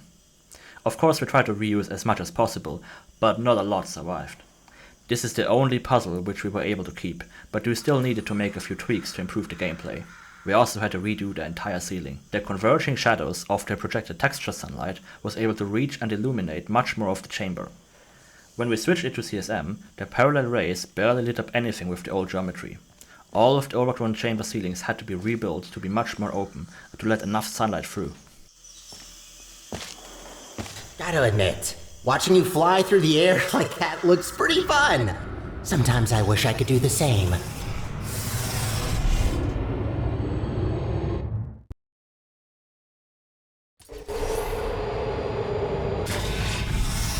These tests were never designed to be exposed to the surface. We've not come across any toxic plants yet, but stay alert. There's a reason we don't do experiments in the open anymore. The showers were originally an orange-tinted emancipation grill. Custom fizzlers are a cliché in portal mapping and pretty much universally disliked. Custom fizzlers often just serve as a clunky fix to a design issue or exploit. Most of the time, these could get fixed by moving around geometry or using grates and glass. We thought the paint theme was more solid than the usual "it's a fizzler, but you can shoot portals through it" custom fizzler idea, but we were still not happy. Eventually, we came up with the idea of a bunch of shower heads acting as a barrier for paint. This design is much stronger, and its function is immediately obvious to the player, which is not at all the case with the orange paint fizzler.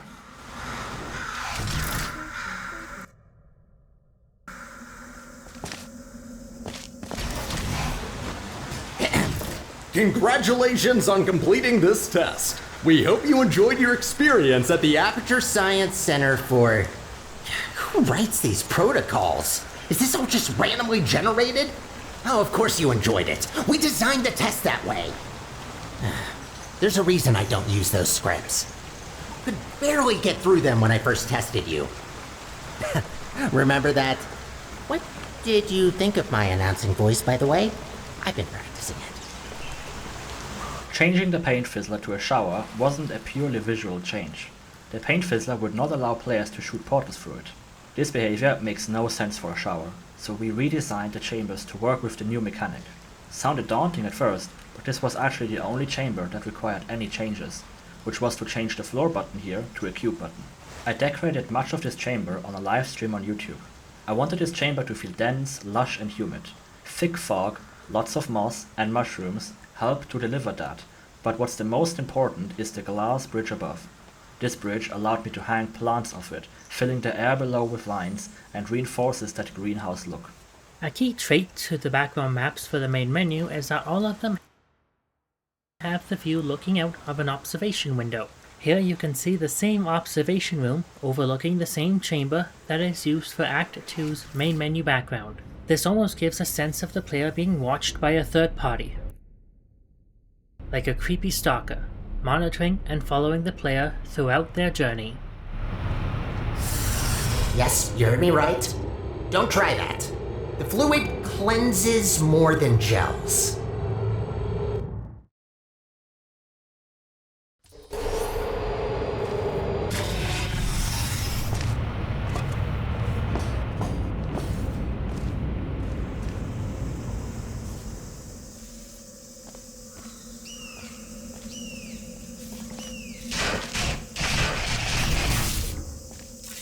Ooh, looks like that door's broken. Maybe I can reroute you. Let me see. Haha, look at that! Glad these things still work. There aren't many working arm panels left here. I'd love to help you solve the puzzles, but even after watching hundreds of people solve and hurt themselves in these chambers, I still don't get it. I'll just stick to maintenance if you don't mind. All about the simple things. Portal 2 uses a purely white skybox in its overgrown maps, which in general are much more enclosed and don't feel like you're right at the surface. For Portal Revolution, we wanted to make full use of the CSM lighting and place you right at the surface. Nowhere is this more prevalent than here.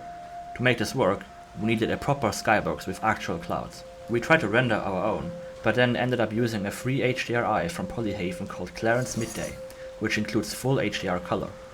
The HDR color makes all the difference. Look through the vacuum tubes with their tinted glass above you, and notice how it accurately reduces the exposure like sunglasses would in real life. This track is another remake of a beta track by LIR.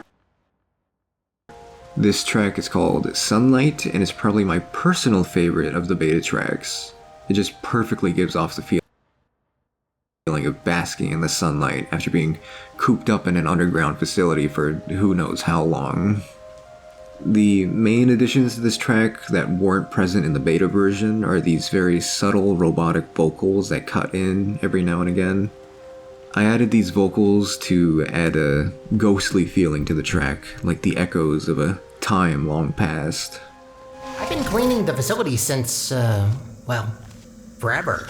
Just when you think you've seen all the ways one could injure themselves, some moron will make sure to prove you wrong.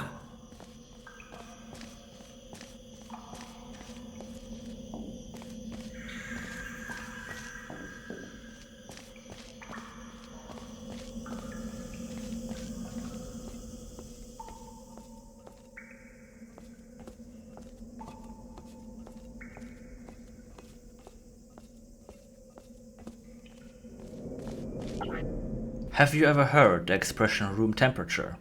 This is the room. This is the room temperature room. I really love Community. It's so well written and balances emotional storytelling with the funniest jokes and themes like no other. It's a never-ending inspiration for my own writing, and I had to add some references to the mod. The room temperature room felt like something Aperture would build and was easy to replicate. A lot of people find this room and have no idea what it is, which is a bit disappointing for me, but also hilarious how freaked out players are by this. To be fair, I did make it somewhat unnecessarily unsettling.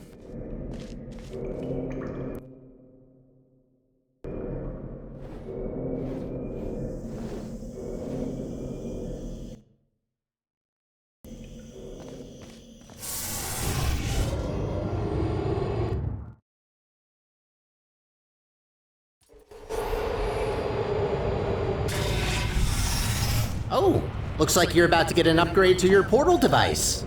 About time. This should make it much easier to navigate through this mess.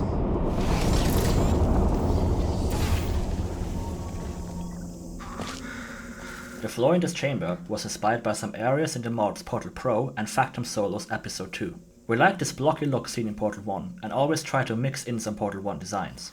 This acid pool was once filled, but has been drained, finally revealing what's underneath. Designing the water was a tough balance. Originally, this water was much murkier and browner, which players interpreted as being toxic. Making it too clear didn't deliver the look we wanted, and made it barely visible. Finding that perfect medium took some tweaking.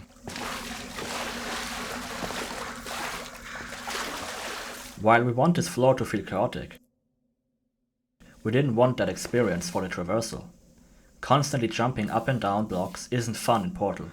To address that, this middle pillar is completely clear of blocks and acts as a roundabout, a hub from which each of the destinations can be reached.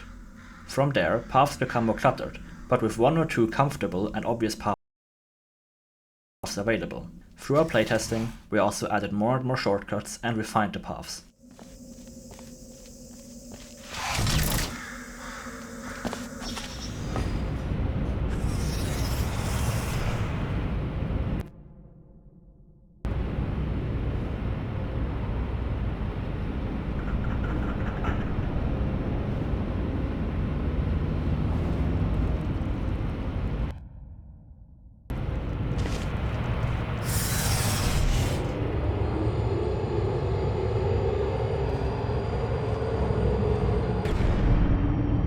What's going on there? I can't see you from here. I'm hearing some unfavorable noises. Are you okay down there?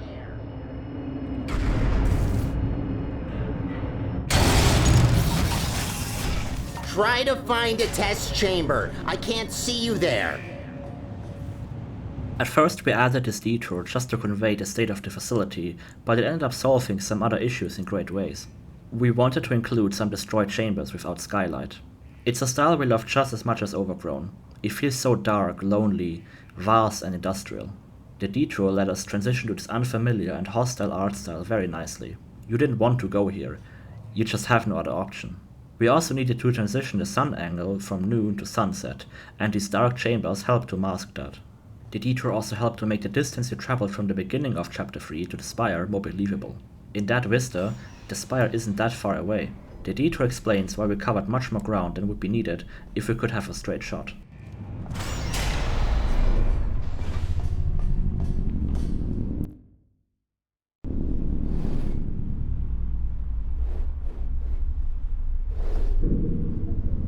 Oh, there you are. Wait, how did you get there? Well, that throws us off course a bit. Not catastrophic, but that wasn't planned. This list just keeps getting longer and longer.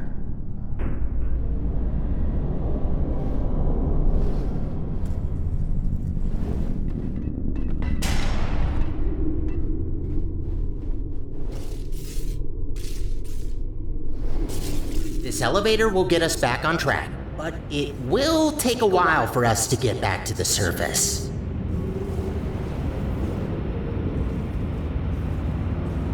This Easter egg is a reference to Bernd das Brot, which in English means Bernd the Bread.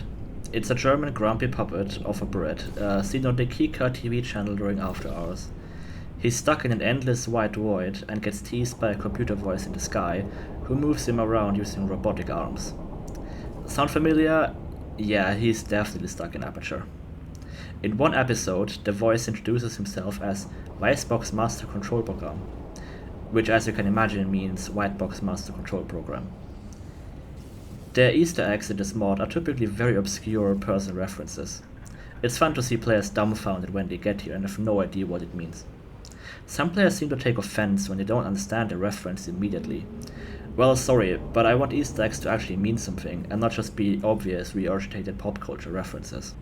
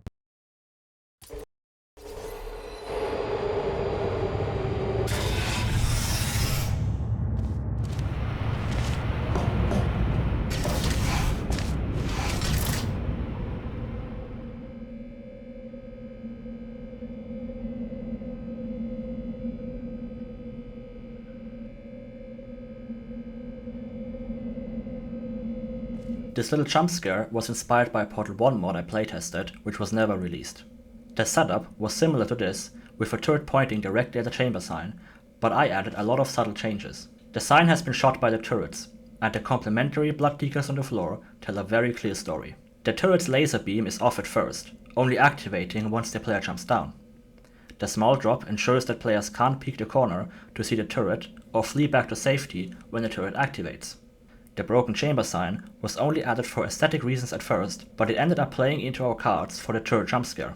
Many players stare at it as they fall down, turning their back to the turret, which makes their surprise ever more powerful. Whoa, wait a minute! No wonder the mortality rate of that chamber is so high. You can't even get past the first turret. Blind turn. Does that help? I wanted to make a broken test chamber sign for this map. I knew roughly what I wanted it to look like, but I still tried to find reference. And I couldn't. First of all, what kind of display is this? It's certainly not CRT, but if you search for a broken screen, you'll just find a bunch of flickering CRT displays. It's a cool and creepy look, but those analog artifacts don't make sense for this huge screen. It looks more like an LCD or LED screen, but those don't break in very interesting ways. More often than not, they just turn black and have permanent pixel errors, and no cool flickering effect. I ended up layering a bunch of color stripes and black overlays to roughly imitate how those kinds of screens would usually break. What you see here is the first export straight out of Blender. The refractive glass in front carries a lot of weight. I also thought about animating it, but the static look was already cool enough. I saw that some speedrunners were trying to solve Portal Revolution with as few portals as possible. They could solve many chambers with no portals at all, and this room was the source of a lot of frustration, since there's no way to get past. If you don't have a portal or physics objects, there's not a lot of tricks you can do. I quietly updated the map and added this camera that pops off as soon as the wall moves, which gives them something to play with. I usually don't modify chambers to give speedrunners an advantage, the same way I try to stay out of the way by intentionally not fixing exploits. But adding this camera makes the chamber more interesting to me, not less. We wanted to give players an opportunity to play around with the new fully upgraded portal gun. This turret chamber isn't very hard, but it encourages players to be imaginative. The pacifist achievement then adds another challenge on top for the completionists.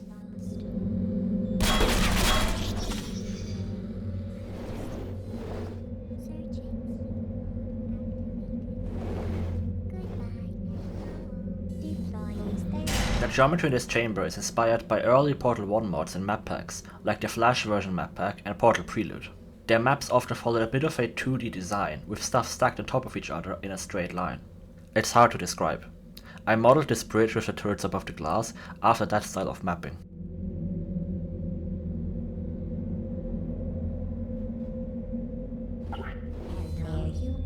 Players often wouldn't I saw that some speedrunners were trying to solve Portal Revolution with as few portals as possible. They could solve many chambers with no portals at all, and this room was the source of a lot of frustration, since there's no way to get past. If you don't have a portal or physics objects, there's not a lot of tricks you can do. I quietly updated the map and added this camera that pops off as soon as the wall moves, which gives them something to play with.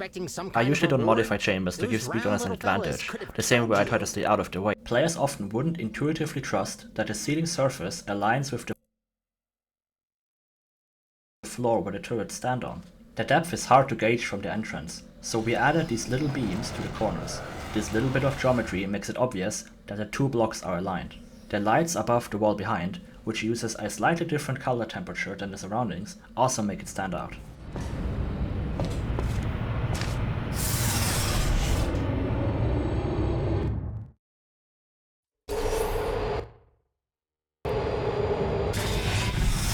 Only 2 more chambers to reach the spire. I think I told you that I need a human to activate it. From what I heard, it's a pretty complicated cognitive test which only a smart human mind can pass. I don't know what that test is, but make sure to save some of that brain power for later. This chamber is heavily dependent on bouncing around physics objects in a predictable and reproducible manner. Here you can see all the invisible catapults added to achieve this. When everything works as intended, the ball doesn't even use the blue gel to reach its final destination. It is instead using a precise catapult that gets enabled when the surface underneath is painted. We also added a catapult to reliably bounce painted balls off the floor button. Without this, balls would often bounce straight up and then back down, enabling the attractor beam for a split second, which then cancels the player's momentum during the fling.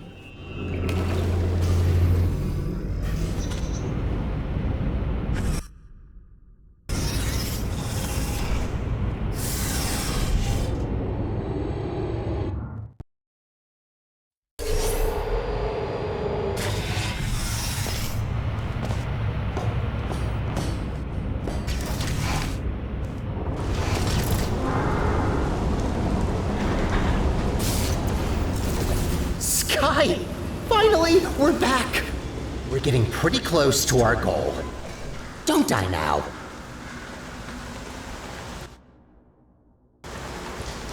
What should the difficulty curve of a Portal game be?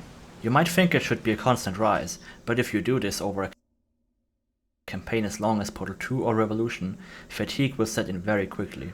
Instead, we did what Portal 2 does, where difficulty slowly rises and falls throughout the chapters, like a sawtooth pattern. Every time a new element is introduced, you get a simple intro, followed by expansion, and ending in graduation, where you have now proven that you mastered this element. Whenever a new element comes along, the difficulty drops so you can learn the ropes.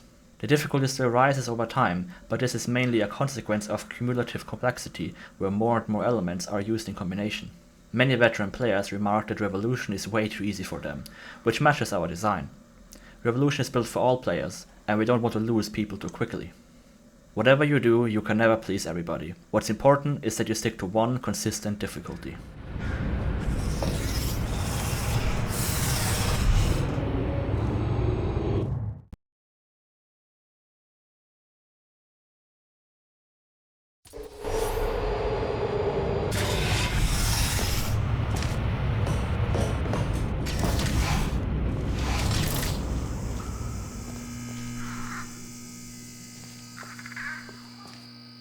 This route was originally used halfway through the Overgrown chapters, where the player would finally get the fully upgraded portal gun.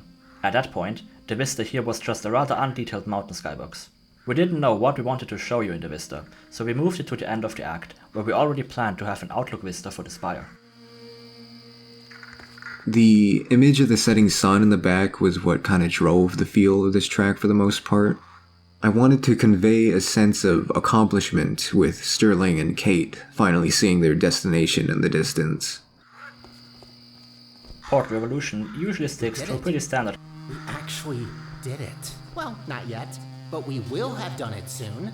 What are you waiting for? Let's go! Portal Revolution usually sticks to a pretty standard color palette, but every now and then we like to add some more striking colors. The lighting in this vista uses a simple scheme of analogous colors, red, orange, yellow. Analogous color palettes rarely look bad, and allow us to play more with contrast and value. Like with many of our areas, this vista brings together cut areas of the game that never found a home. Originally, the beginning of the Overgrown chapter featured a huge vista where one could see a cross-section of the Aperture facility. Trees and nature on top, with the facility and test chambers hidden below in the salt mines. That vista was way too ambitious for us to build or for Source to render, and featured no gameplay for how expansive it was. We cut that map, but still liked the idea of a cross-section, so I'm glad we managed to find a home for it in this final vista. This is the opening trailer shot. The trailer took a really long time to make, but it was 100% worth it. It did a lot better than we expected, surpassing 1 million views in about a week, which made it the most viewed Portal mod trailer on YouTube. We've been quiet and low-key on the marketing side up until this point. The team wanted us to do more marketing efforts earlier, but at the time the game was still evolving so much, so the bridge to the spire was originally placed. This is the opening trailer shot. The trailer took a really long time to make, but it was 100% worth it. It did a lot better than we expected, surpassing 1 million views in about a week, which made it the most viewed Portal mod trailer on YouTube. We've been quiet and low-key on the marketing side up until this point. The team wanted us to do more marketing efforts earlier, but at the time the game was still evolving so much so quickly that we were simply in no position to announce anything. I mean, what were we supposed to show? We only came up with those ideas a week ago. Announcing stuff early pins us down creatively, so we waited quite a long time before we actually made a trailer, at which point the game was only a few months before release. I think this turned out pretty well for us. One lesson we learned from the trailer was not pin down an exact release date. The bridge to the spire was originally placed right after the first vista, but it was cast in complete shadow due to its placement. We wanted the bridge to be in dramatic sunlight and moved it to where it is now. This meant that the distance between vista and bridge is now much larger. At first the map wasn't intended to have any puzzles, so now we had to come up with some gameplay we can add to bridge the gap to the bridge.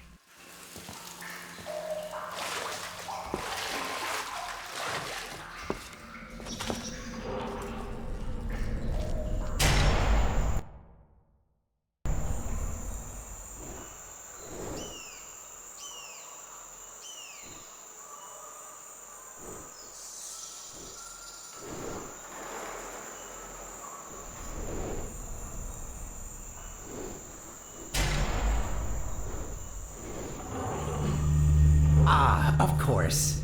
And so close to the finish line, another chamber. Well, I don't see any way to help you here. You'll just have to do it the old-fashioned way. These power switches were a late addition to the game. When I got the idea, I didn't think there was enough time to add it in, but then I remembered that this map was lacking some connective tissue. Power switches served as a great pacebreaker element to the end of the chapter. Unfortunately, we didn't have enough time to playtest and iterate on this concept, and didn't realize how much potential it had.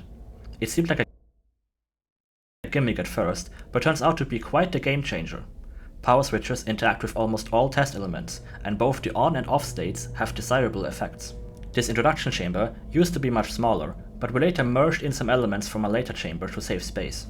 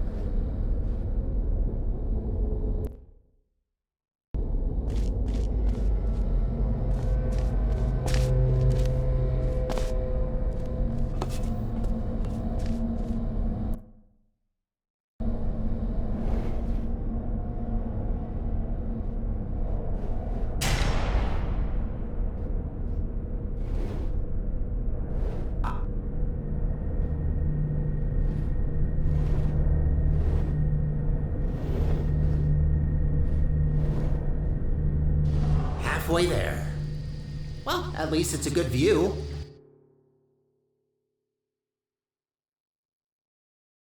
Life gets a bit claustrophobic down in the facility. The second vista was placed to remind players of the goal and their progress towards that goal. As you may have gathered by now, we like building connected spaces like this. Lighting this area was tricky. We needed enough sunlight from the right side of the spire to reach all the way here. So all the angles, spacing and positioning of the bridge, the spire, the walkway and shadow catching geometry had to be carefully placed.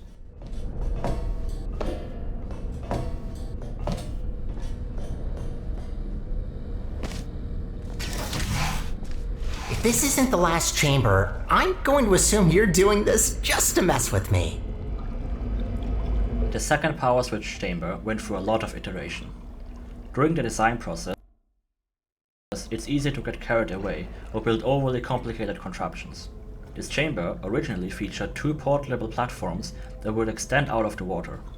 You were supposed to use them to preserve the cube's momentum while the power is out, to then fling it through a deactivated Death Fizzler.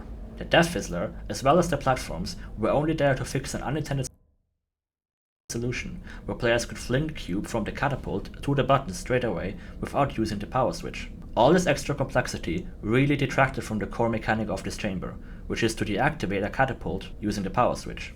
Turns out none of that was needed. All we had to do was add glass in front of the angled surface, and with that change we could remove all of this garbage.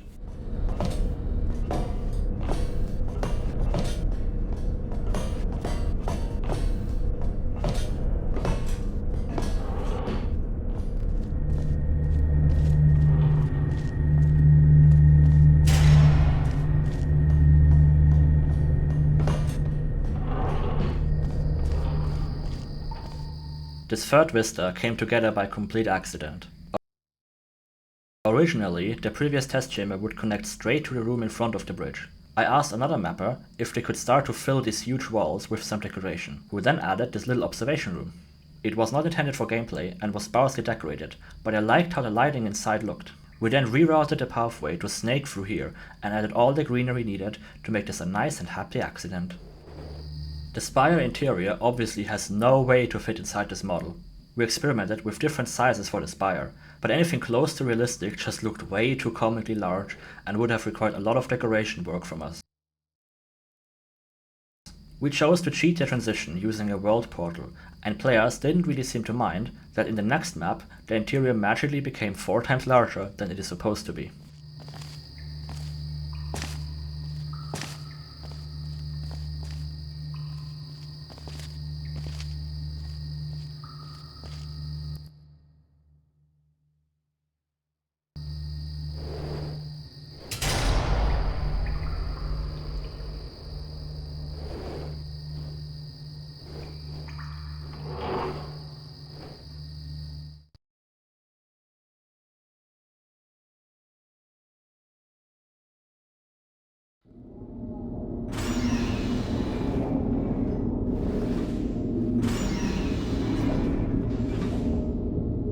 We added this little office area to bridge the strong visual contrast between the spire interior and the outside. The inside is sterile, white and clean. Somehow the overgrowth doesn't get in here, adding to the intrigue of what the spire actually is. This map used to start right before the spire interior, but this shift felt too drastic after the level transition. It felt like you had just skipped a level. So we added this little dirty and dimly lit area to better connect both maps. We then also had the opportunity for some foreshadowing on posters, and found a place to put the uncensored presentation slides from all the way back in Chapter 2.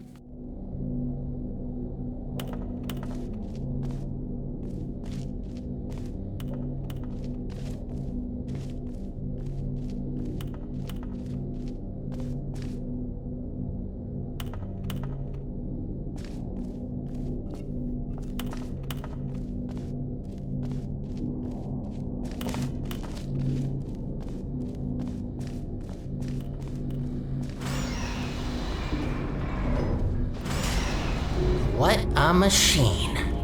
Let's look for the input. Look for things that seem complicated.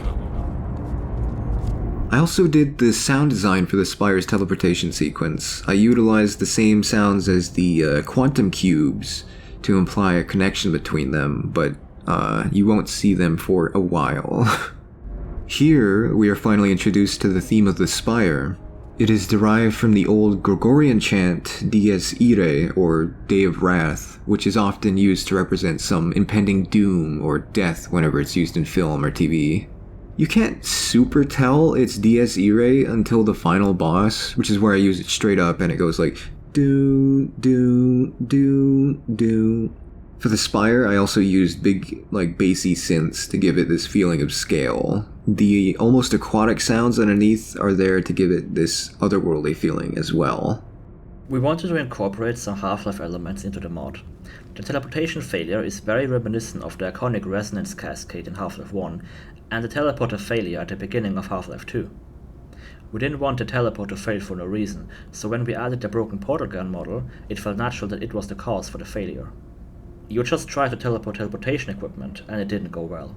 We could then also break the portal gun, to make the beginning of the next chapter feel even more isolating and defeated. The spire interior was inspired by a lot of different stuff. The metallic floor and wall tiles were inspired by the Narkina 5 prison in Star Wars Andor. The general concept of the spire core was influenced by the Citadel core seen in Half-Life 2 Episode 1. We also liked the collider from Spider-Man Into the Spider-Verse. The circular lights on the walls in the core chamber came from that.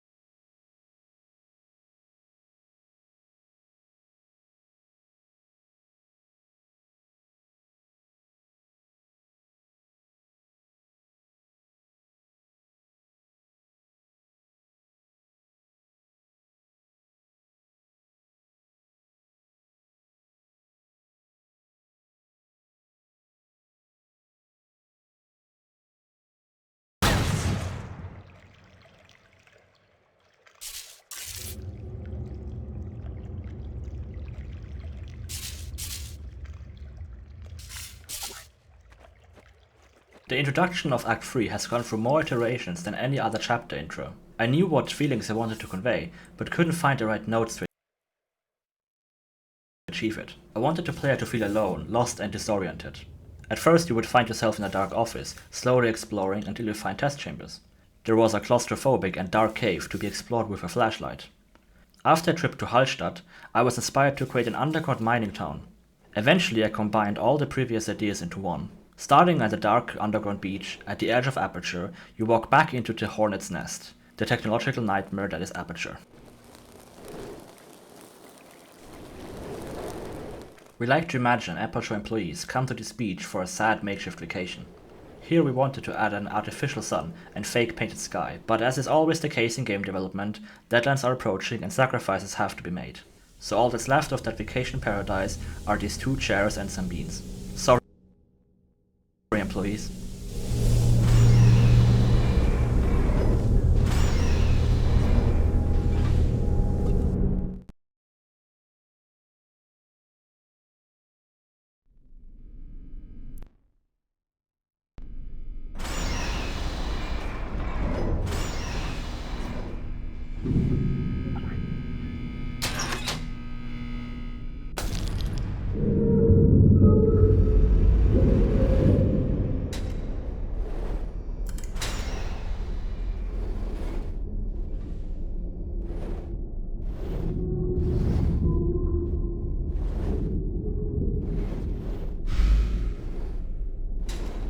The security checkpoint acts as the gate for the portal gun. The idea is that it's a checkpoint for employees and test subjects as they're moving from the 70s era offices to the new. The elevator connects to the hub for newcomers on the top, but all the people who work here have to queue in this little room below.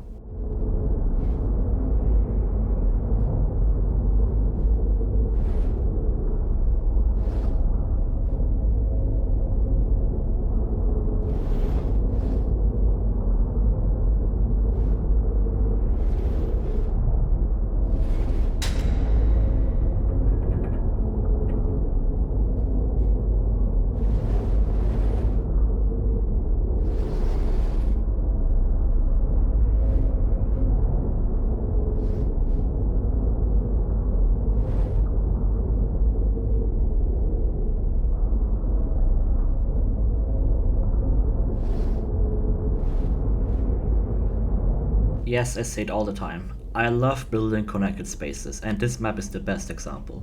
You go back and forth through these areas and can explore more and more as you turn on the lights and get the portal gun. The elevator right at the end actually overlooks the hub. It was an accident at first, since I just placed an elevator instance and saw that the hub blocked the shaft. I then made the shaft part of the hub, and added windows so you can see where you've been. It's one of my favorite touches of this category in the mod. It took such a long time to find Sarah, but I'm so happy we did. I had no idea who Conley was. I knew what her place in the story was, but her character, man, I had no idea. I auditioned over 60 people, but nothing really inspired me. The classic American or British female voice just felt too simple next to Sterling. I then went on the hunt myself and found Sarah. I didn't know much about Australian accents at the time, and her demo reel also used a lot of other accents, but I just loved her attitude. I invited her to join the project and just begged she would. And she did, and she was more amazing than I could have hoped. Sarah completely transformed this character, and her actual personality also inspired the character of Conley. Of course, Sarah isn't Conley, but her natural lovely attitude allowed me to lean much more into that direction, and it's a great contrast to the grim reality Conley finds herself in. Yes,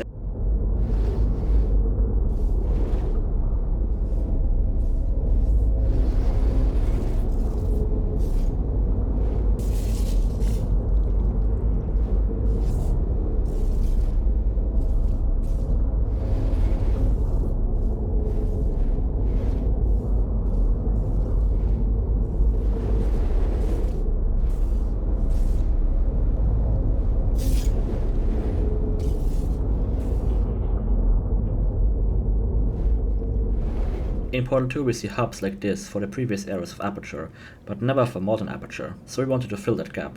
This hub, however, is still under construction and was never completed. It was abandoned before they could finish it. Getting the size right took some back and forth. It was always too cramped at first and then too open later. What we have now feels like a good medium.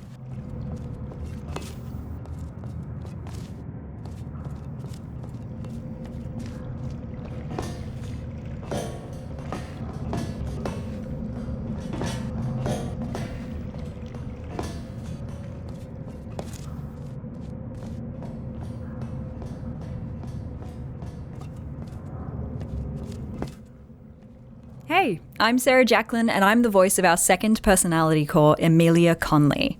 I'll be providing some behind-the-scenes info on my involvement as a voiceover artist for Portal Revolution. Stefan brought me onto the project quite late in the dev cycle.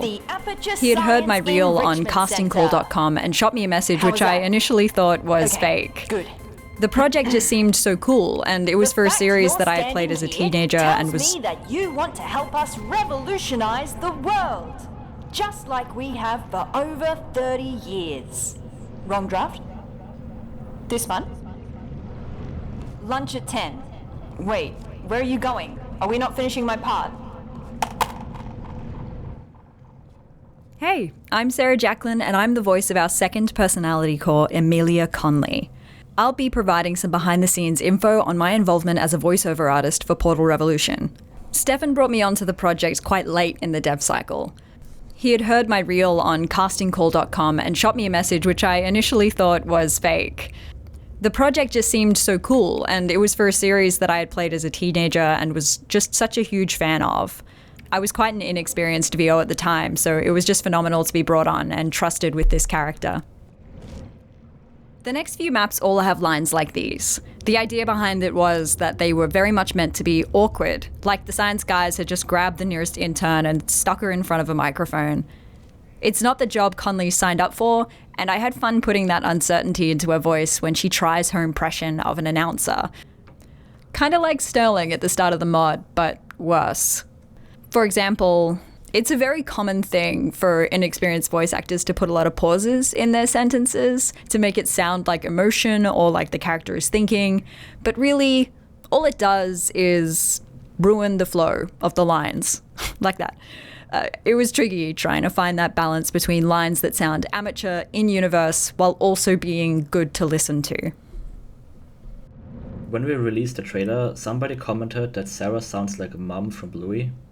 I then started to watch Bluey, and oh my god, how can a show made for kids be this good? I won't rant for too long, but yeah, this is some of the best TV I've ever seen. And it made me love it even more to have Sarah on this project. I just love it. The museum is a recreation of the Portal 2 beta. I know, I just said I recreated beta. But look, I actually shipped it, guys. We wanted to show in a natural way that Cave Johnson is dead and how the company was restructured in his passing. The writing on the walls is corporate whitewashing of the finest caliber. Absolutely dystopian stuff. Yes, I love having my organs be replaced for $60. It's definitely a great way to have a sustainable life. The museum then also presented itself as a great place to give the player the new portal gun. When we made the trailer, people said this mod better have red portals. We didn't actually have that in the mod at the time, but we definitely needed to add it. This third portal gun was the perfect candidate for that. We haven't started to work on a custom portal gun yet, and the non-standard way of obtaining it could explain the new color. The idea is that Aperture started selling portal guns in a bunch of weird finishes when Cave died, in an attempt to repay their debts. This red gun with hazard stripes is some sort of high-performance, dangerous model, but it's not clear if that's just a funny case or an actual warning. This security... You made it through the checkpoint, yay! But is your colleague or family member with you? If not, enjoy the second order waiting room, where you can wait for someone else who is waiting in the previous waiting room. Both waiting together, a wall apart, but together in spirit. Aperture has a very abstract art style, which makes it fun to build weird ideas with some vague shapes. This is supposed to resemble some sort of admission gate to a motel. You can see some windows above. We didn't put that much detail into this area, since it isn't a centerpiece and would call too much attention to itself if it was too eye-catching. But still, the idea is that all the employees who pass through the checkpoint would now have to check into this sad underground motel. The fully grey color palette is very intentional.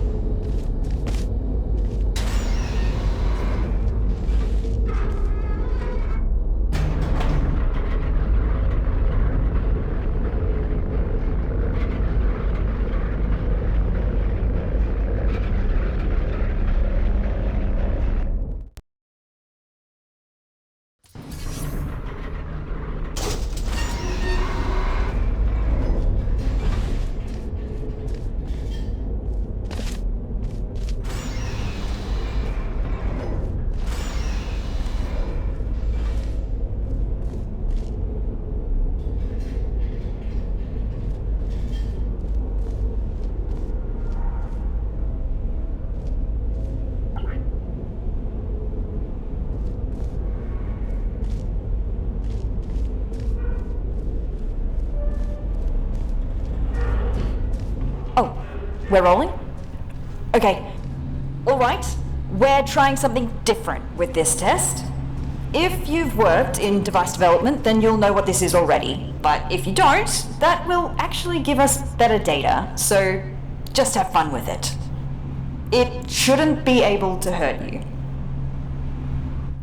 Finding the voice for this character was a bit of a journey. Stefan and I knew she had to be likable, and to be likable takes more than just a cute voice. She had to sound genuine and authentic. She had to sound human. Sterling is a very goofy AI, whereas Conley, spoiler alert, is a human consciousness in an orb. I had joined the project with the knowledge that Portal was set somewhere in the Americas with American accented characters and Wheatley. Stefan was a big fan of my natural Australian accent, but I was a little concerned because it's not a sound you hear very often on an international stage, so I wasn't really sure it would fit the universe. But we decided early on to go for it, and it turned out to be the right choice for both me and the fans.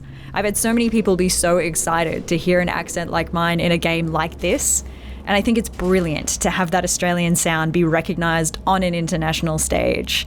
I'm really proud.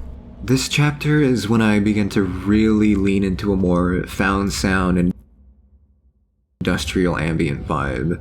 A lot of the tracks in this chapter feature metallic elements like dumpsters To remind and everybody metal who pools and didn't stuff read like the that. introductory guidebook about pneumatic diversity vents, all pneumatic diversity vents in test chambers have been calibrated to a maximum capacity of 60 kilograms to prevent most humans from being sucked up and disposed of.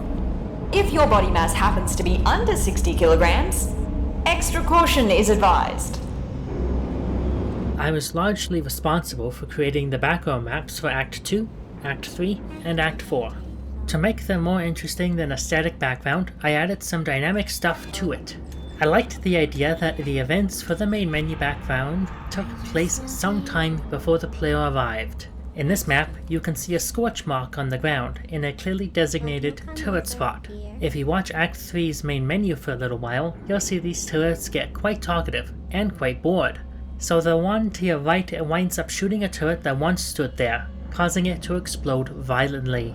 Monster. This line was recorded very late in development, after we added Conley's reaction to an old pre-recorded message of hers much later in the game. We needed to explain why we didn't hear her pre-recorded messages for what can be an hour of playtime. She explains that it's part of the test, but we think she just got finally promoted due to the work she was actually hired to do.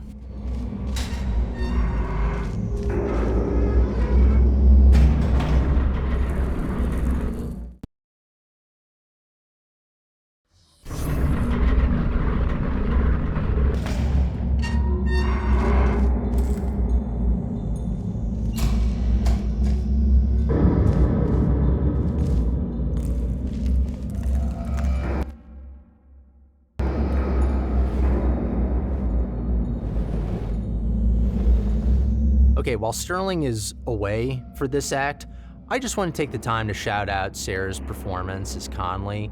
She came in late in the game and just completely brought this character to life. She gave her this wonderful, charming personality when all we had for her was this little bit of backstory. I think Stefan rewrote most of Conley's lines once he realized what Sarah brought to the table. She just absolutely crushed it and made Act 3 such a highlight as you're getting to know her. Sterling, for some reason, used to be in Act 3, and the only thing of value that we lost from that is that at some point you could throw him into a pit of fire, and I know this because somewhere buried there are a bunch of unused lines of me screaming in pain. It wasn't even required. Stefan just assumed that given the option, players would want to burn Sterling alive. So anyway, what I'm trying to say is, Sarah's the best.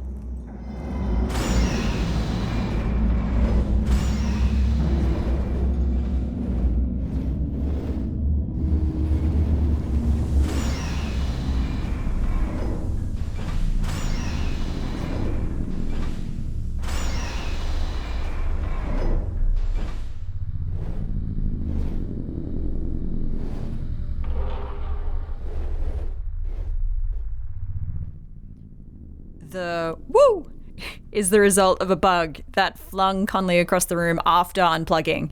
It was always hilarious, and the mappers just took too long to fix it, so during a meeting I just recorded a little woo, and it became a feature.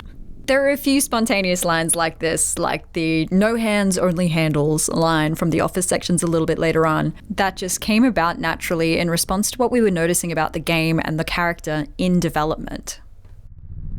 Some players felt like she gets over her predicament too quickly. We originally had a more drawn out and tragic introduction, but this made her personality shift seem even more drastic. We didn't want to spend an hour with her depressed core, and a quick recovery helps to reinforce some of Conley's character traits. She's an enthusiastic AI researcher who probably already secretly dreamed of becoming a robot. It's also her experiment, and she later explained that she knew the risks and thus could mentally prepare for it. The real shock for her isn't that she's a robot, but that hundreds of years have passed and all her family, friends and coworkers are now dead. But she doesn't know that yet.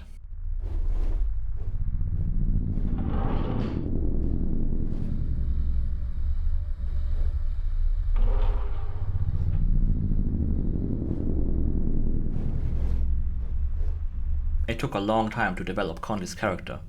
I didn't want to make another generic personality core, but inventing some custom robot isn't easy either. Humans were out of the question too, as their inclusion would require a lot of story justification and complex character animation. Also, at the time we were still using the standard Portal 2 engine, which has no real support for humanoid NPCs. Eventually I took a character idea from another game idea I had, a game that was purely made out of story concepts and had no real gameplay behind it. In that game, you would play somebody who had their mind scanned and replicated numerous times. In each chapter, you would play a different clone, awoken in a new context with no memories.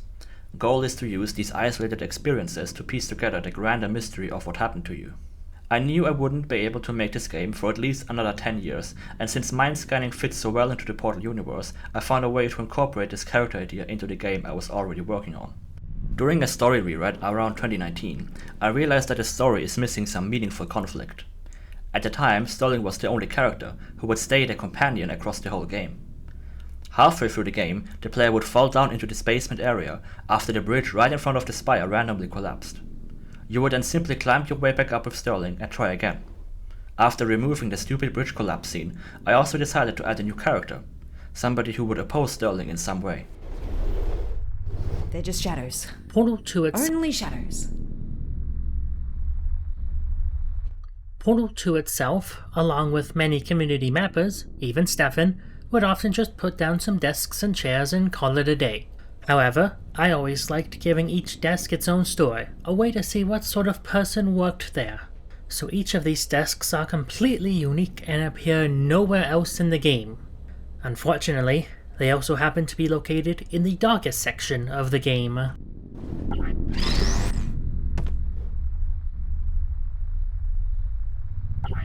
Conley is a human in a robot ball. This isn't explicitly revealed right off the bat, but we added many hints that she is not a regular core.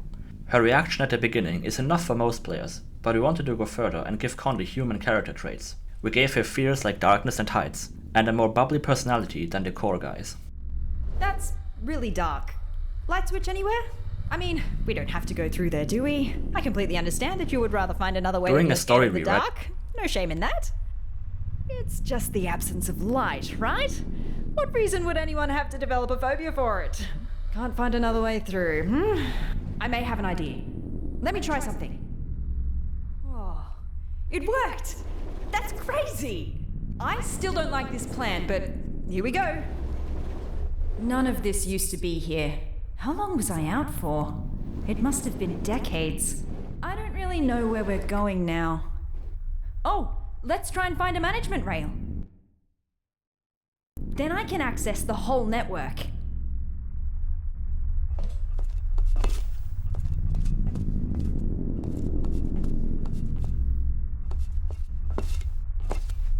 Elevator. Sure. What's the worst that could await us up there? Actually, you don't want to know.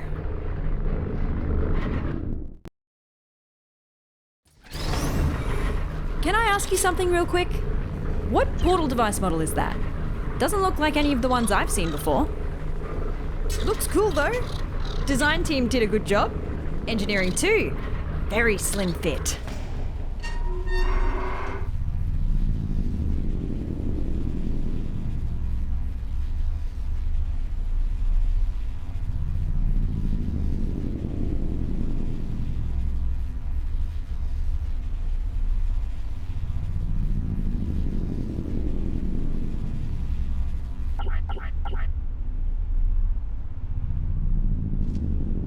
Oh, a rail!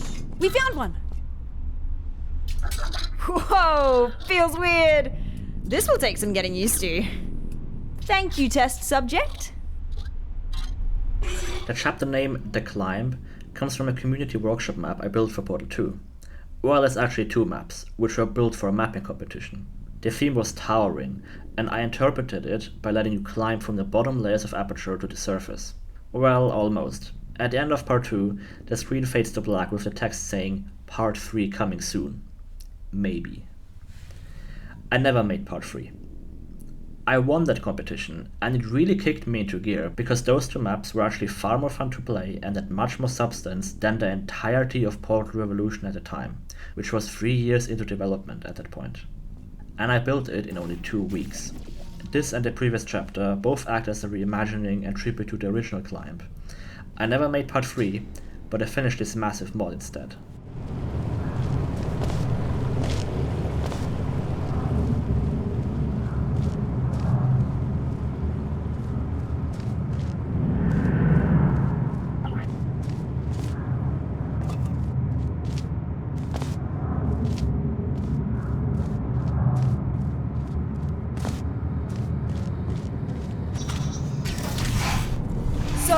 Again, I'm sorry for my erratic introduction. I'm Amelia Conley, and I work in Aperture's research group for artificial intelligence.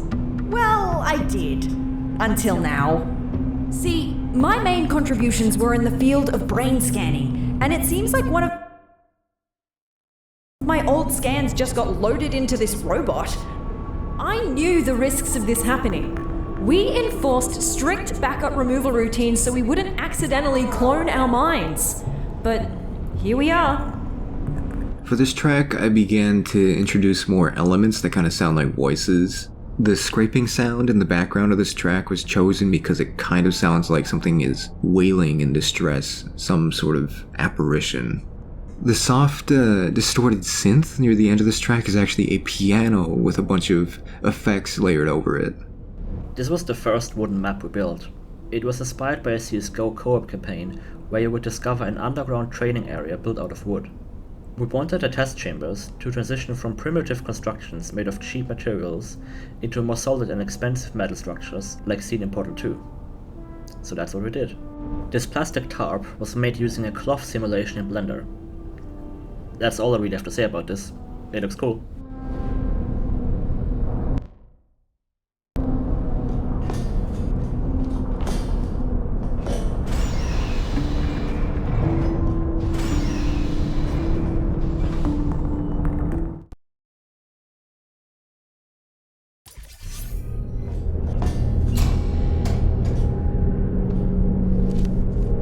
This map went through so many iterations.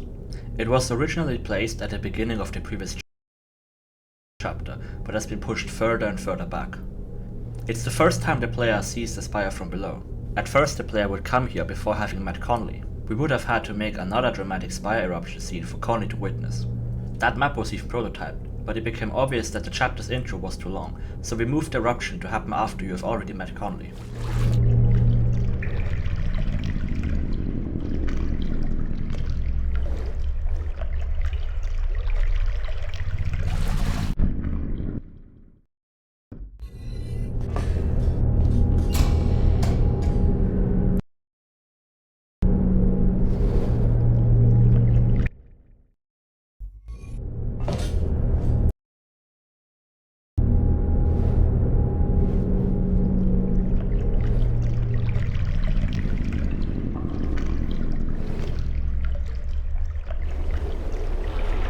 This cave was loosely modeled after the little town ports I frequented on vacations in Croatia. The giant pipe here resembles a wave protection barrier, and there are even some weird concrete buoys next to it with blue lights. While this cave doesn't resemble a small town in Croatia in any way, it's always fun to transform real-life inspiration into abstract Aperture structures. I like to play with the contrast of room shapes. This cave is wide and short, next to a tall and narrow shaft. This cave here serves no gameplay purpose, but helps to make the world feel larger and more connected. You can see where you will go, and can then look back to where you have been. I know it's not been long. Just wanted to be polite. Just remembered that I never asked what you're doing here. Let's just try to get out of here. This isn't a good place to be around anymore.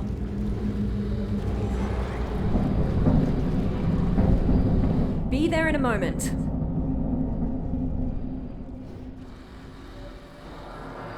Haven't been here in a while. Wow, this hasn't changed a bit. Ah, yes, the boring presentation room. For some reason, the presentation rooms were assigned special roles. This is the boring one, where only really uninteresting topics get presented. I worked next to the presentation room of danger. Well, that's its nickname. What they pitch there is shocking at first, but it didn't take me long to get numb to it. These dark offices were recycled from some cut geometry. All the way back we wanted to have a large hall with many booths for something like a science fair. We imagined that, after Cave Johnson's death, Aperture ran a competition to come up with new products. Light! The Finally. winning elements were the ones seen in Portal 2, Can't stop like thinking lasers, about the tractor beams, android and light body. bridges. And I the wonder losers if they never went finished to market. developing those. Unfortunately, we didn't have time to really... These dark offices were recycled from some cut geometry. All the way back we wanted to have a large hall with many booths for something like a science fair. We imagined that, after Cave Johnson's death, Aperture ran a competition to come up with new products. The winning elements were the ones seen in Portal 2, like lasers, tractor beams, and light bridges. And the losers never went to market. Unfortunately, we didn't have time to really explore that idea in this area. The only remnant is a whiteboard drawing about these light bridges. How do you get players to look at your set piece? Whoa. This was a big struggle for us here. The rock geometry above you used to extrude out much further. How do you get players to look at your set piece? This was a big struggle for us here. The rock geometry above you used to extrude out much further, which blocked the view a lot more. We did this to open up the cavern towards the end of the walkway. We Did wanted you put see to that? walk forward and look up to Better reveal move the upwards grand before cavern. that happens again. This didn't happen. Nobody even noticed that anything was happening. They just stared at the sand. So we opened up the view, but players still didn't look. It's well known that players never look up in 3D games. To help fix this, we added the staircase and played the sequence right as you're likely to have looked up, where the spire is now perfectly framed. That helped to get players to notice that something was happening, but players would then immediately walk past to the shore and not notice anything was going on. Those are the sorts of moments where you just want to strangle your playtester, when they would hear the music and sound effects while staring at the sand and just ask, "What's up with the sound here?" So eventually we took out the big hammer and just blocked the player from getting onto the sand until the scene is done. We also added Conley to the scene and gave her some lines, which definitely helped to prompt players to look at the thing their companion is talking about. Originally, the theme of the Spire was supposed to play here, but now the only remnants of it playing here is the big music stinger during the earthquake. The reason for its removal from this scene is because it was a bit too intense and felt out of place. In its stead, I made an ominous track that has elements from the Spire theme, but not the main, Spire melody. This map has actually existed before we came up with the Spire. The cylinder in front of you was just a random silo that you would have to climb. During a story rewrite in 2019, the silo then inspired the geometry of the Spire. We added a lot more to it since, but the general layout has stayed pretty much the same all the way through.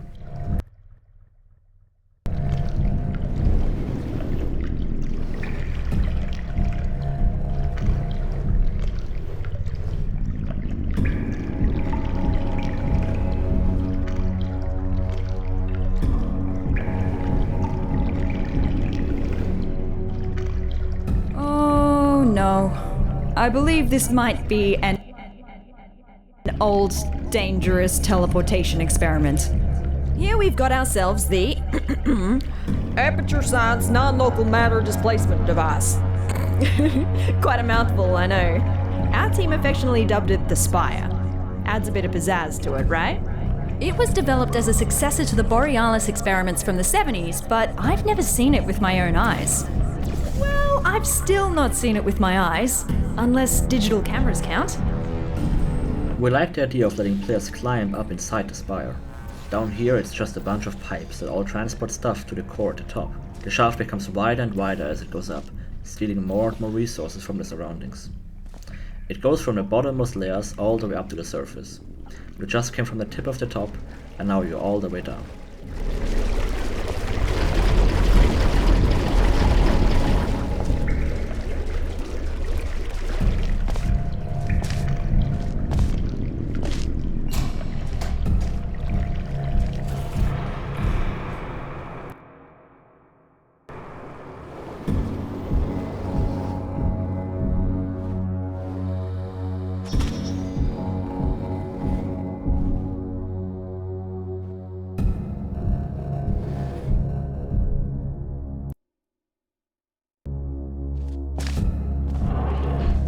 This will sound stupid, so just bear with me.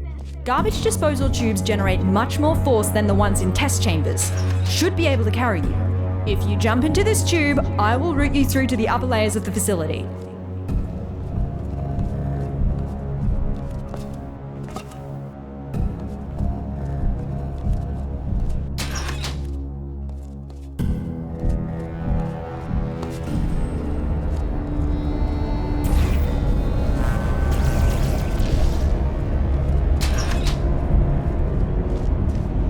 Maybe hold your breath.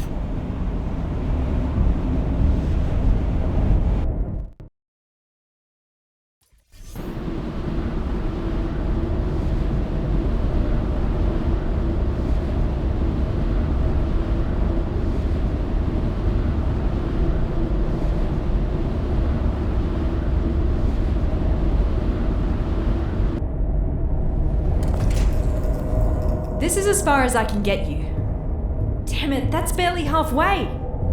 Well, looks like we have to go the long way. Sorry. I'm going to research this spire thing while you solve the chambers.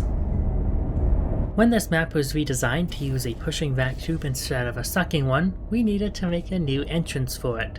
So that whole behind the scenes section and fake test chamber was made to serve as a transition between the lower section of Aperture to the slightly more modern area of Aperture. So far, vacuum tubes have only pulled, but now they can also push. We were shuffling around chambers and ended up putting this chamber right after the player entered the vacuum tube in the previous map.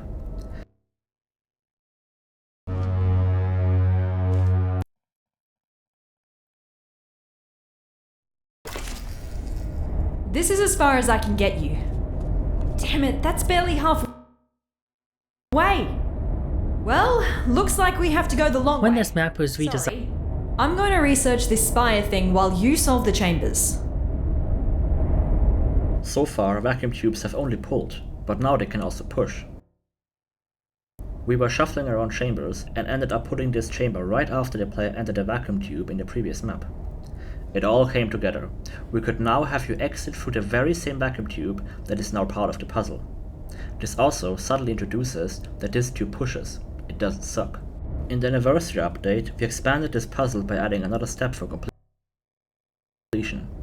You need to use the cube pushing mechanic one more time to solve the puzzle.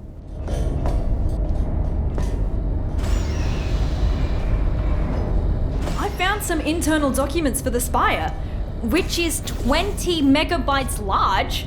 How did they figure out how to fit all that on a single drive?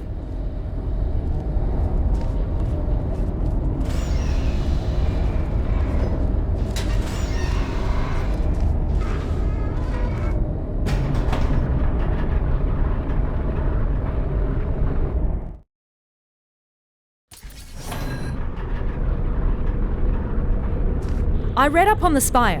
One thing that puzzles me, how did it get activated? It's been dormant for decades and suddenly it just kicks itself into action? Whoever it was must have really upset it.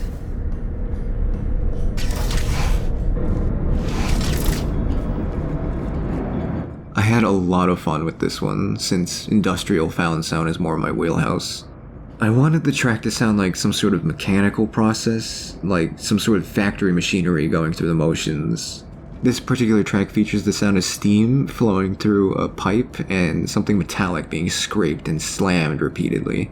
The large metallic slam, I believe, is either from a dumpster or a large pipe. I can't quite remember the specifics as of writing this. This chamber kept growing and evolving a lot over time. In the beginning, there was only the upper area built to play what we call vac tube basketball. There used to be an actual basket to catch the ball with, but the fling was so accurate that it wasn't needed. That used to be the entire puzzle, and you could still see the old exit hallway. We felt that this was too short and hardly a puzzle. All you had to do was push a button, not a single portal was placed. So we took another look at the area and found a way to incorporate the new gel flow mechanic. We like building chambers that evolve and change. They're not always easy to design, but the payoff is great. We can save some time decorating an entirely new space, and the density is greatly felt by players. This detail, with part of the facility being flooded, came about when I saw a vac tube in this level going into the water.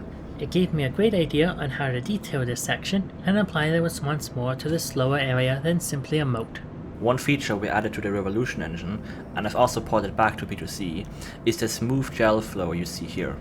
The debug visualization shows all the segments created along the path. I started to implement the object following mechanic myself when I realized that tractor beams already did exactly what I needed. These segments are now a bunch of tractor beam triggers made to be invisible and silent.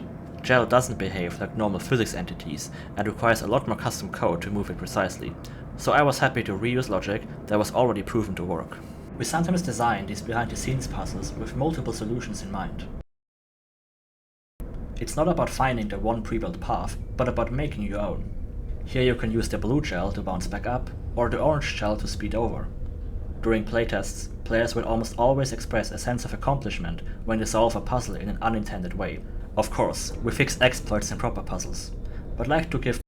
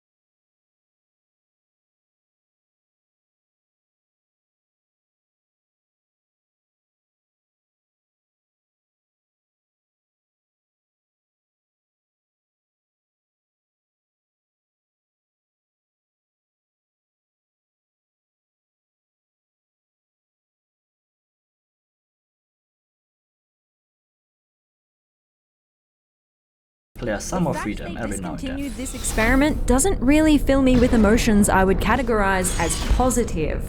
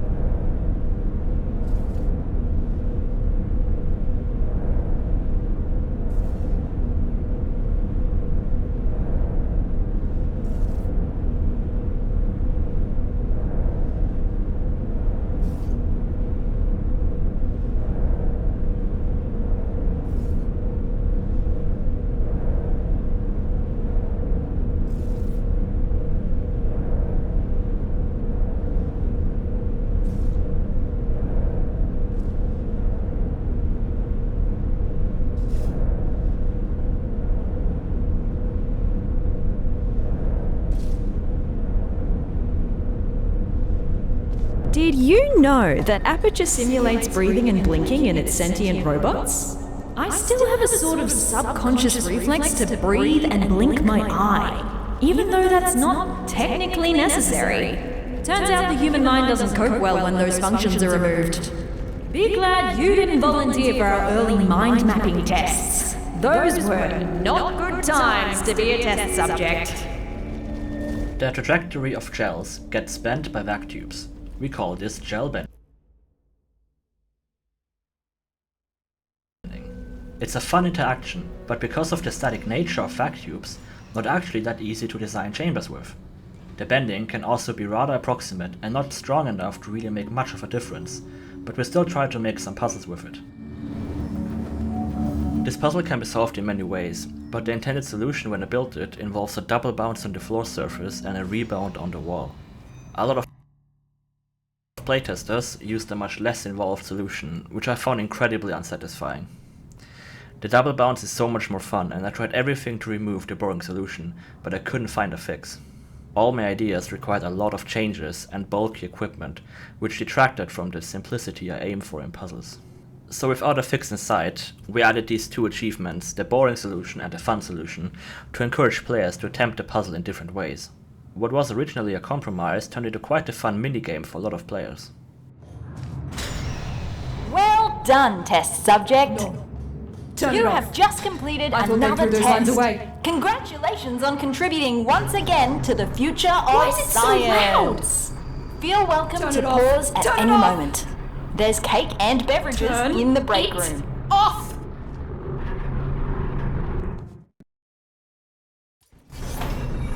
Looks like I turned myself off. Yeah, I dabbled in voice acting when I first joined the company as an intern. That was so long ago. Please, just forget everything you heard down there. I don't know if this is supposed to be a test chamber. If it is, our chamber budget has officially hit a new low. As a voice actor, these lines are very relatable. No acting required. What I actually wanted to talk about in this section was humor. Humor is a big part of the Portal series, and Stefan has a great nose for it. I had a lot of fun capturing the humor of Conley, doing those impressions of Cave and those silly giggles, and like I said earlier, it makes her feel more human. She's not funny in an idiot Wheatley way, she's goofy. She's trying to smile through what is objectively a bad situation. Like those lines in The Offices where she's talking about the conference room of danger. Humor is how she's learnt to cope with how unethical her job is, and I honestly find that really charming about her. White shell is one of the hardest elements to design puzzles for. Most puzzle elements, like lasers, light bridges and tractor beams, give the player temporary progression, since they can be switched on and off at any point. They can also have positive and negative effects. A light bridge can act as a helpful platform or a barrier to cross. Puzzle difficulty is created by combining those effects to create interesting new interactions, which players need to spend time discovering. Now, gels are different. They almost always deliver permanent progression, since a painted surface is hardly less useful than an unpainted one. Sure, blue and orange surfaces can have negative effects, like disallowing cubes to rest on it, but in the case of white gel, I cannot think of a single downside to having a portable surface over a non-portable surface. We didn't yet crack the code of how to make hard and engaging puzzles with white gel, but we still wanted to feature it, so we built this explorative puzzle as a pacebreaker during this long chapter. This space is inspired by the Gasometer Cinema in Vienna. It's a crazy space that looks a lot like Aperture. A giant hall of cinema rooms stacked on top of each other, looking a lot like test chambers, connected through hanging metal catwalks. There's even a huge spiral staircase next to a pillar that goes all the way from the top to the bottom.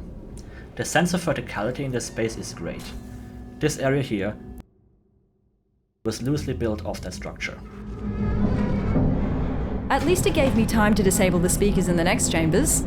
We don't need to listen to that again.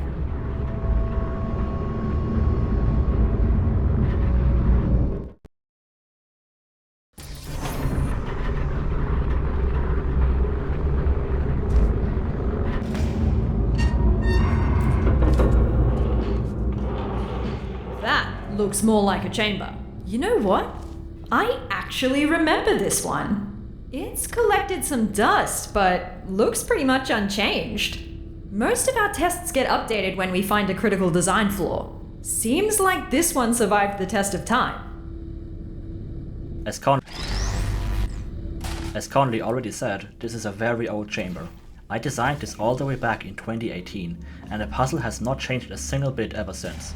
It used to be the second puzzle in this chapter, but playtesters needed a lot more training to get a grip on the vacuum mechanic. So it's been shifted back more and more to where it is now, second to last. You can tell it's old, because it features a whopping 3 floor buttons. This chamber received a full visual overhaul throughout its development. During that, we added these little transition areas that let you walk around the outside areas of the chamber a bit. Gameplay wise, there's no point to these. We could just have you enter the chamber right away, but we like to spend some time establishing the surroundings, the space between spaces, which are not a destination to themselves. In this case, it also helped to connect to the previous map where the player left the beaten path. In the anniversary update, we opened up this corner of the map a bit more. Before, the cube dropper was in its own little bubble off to the side, and players would often not find it for a very long time. You could see it pretty well from the observation room at the beginning. There were signs pointing towards it, and the catwalk flooring should also subtly lead you. But none of it was enough, so we decided to update this. Turns out the chamber didn't stand the test of time after all. I believe this was one of the first of the original beta tracks I remastered.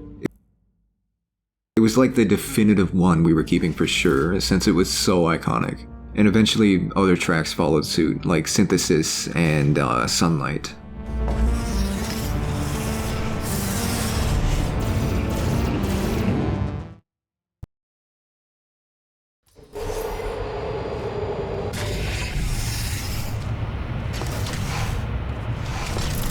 Last chamber.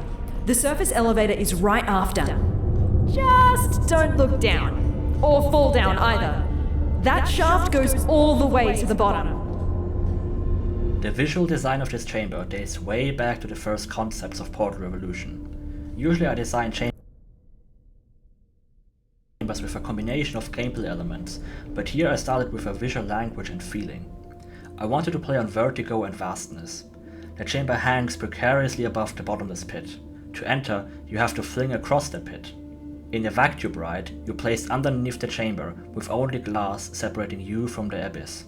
The final move in the chamber involves walking on a light bridge over the pit and removing it to fall onto a catapult and hopefully smash into the wall.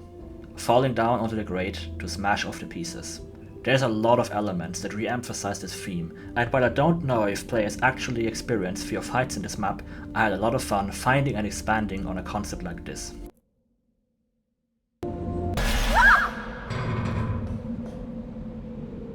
Ah, such a cute squeal! Conley being afraid of heights just makes her feel so human. And her being afraid for the character on that jump and hearing her be worried makes her so likable. God, that scream though. Screaming is so hard to capture in VO because it just blows the levels on your mic, especially if you don't have top of the line equipment. It took quite a few takes and a bit of fiddling with the levels and a few lemon and honey teas, but it was worth it. It is often surprising how strongly people sometimes react to a character's tone of voice. This dialogue used to be a bit more harsh towards the player. We felt like the reaction was a fitting reflection of Conley's intense second-hand fear of heights.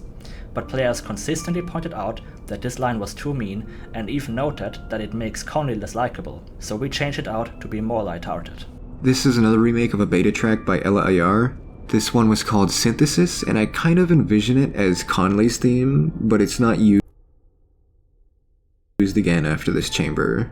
I wish I got to play around with character themes more. The only sort of Sterling theme is in the cut Sterling and the Spire track, and it's not even the melody, it's just I relate the soft synth in that track to Sterling. Hey, I need you to carry me up the elevator. We've done this before, so be ready to catch me. We're becoming quite good at this. Elevator is right through here. Quite cozy. I'm sure we can stuff ourselves in there. Never thought I'd miss the car park. We're almost out of here.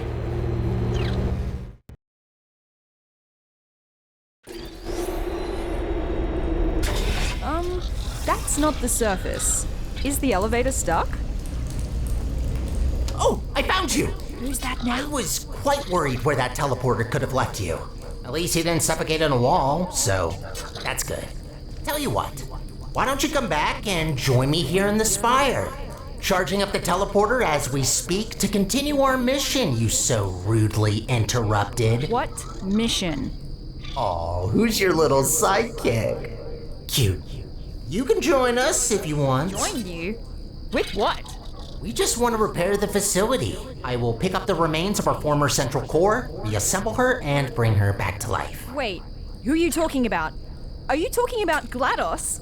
You want to bring back GLaDOS? That's what the humans call her, yes. Whoa. And that is why you gotta switch your capacitors. This is where So Sterling... that's the sort of guys you normally hang out with. Did you work with him? This is where Sterling and Conley finally meet for the first time. It is a difficult moment to get right. We want to keep it short, but still deliver all the exposition and character interaction we needed. They need to exchange their broad goals and alignments. Realistically, these characters would never shut up. They would keep arguing for ages, and we could not come up with a natural way to end the conversation. In a movie, one character could just say, "Screw you, I'm leaving." But here something has to change in the environment to unblock the player. We thought of a few ways, but in the end just made the computer explode. It's random and ridiculous, but it also makes it kind of funny.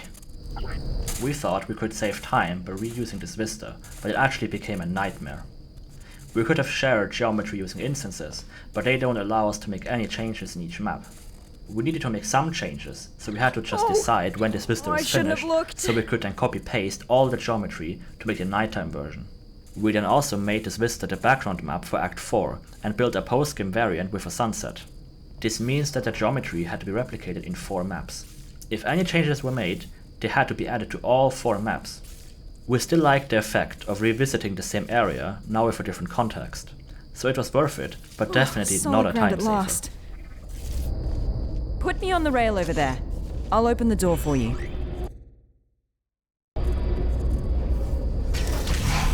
Right, so you're the one who activated the Spire. I should have seen that coming.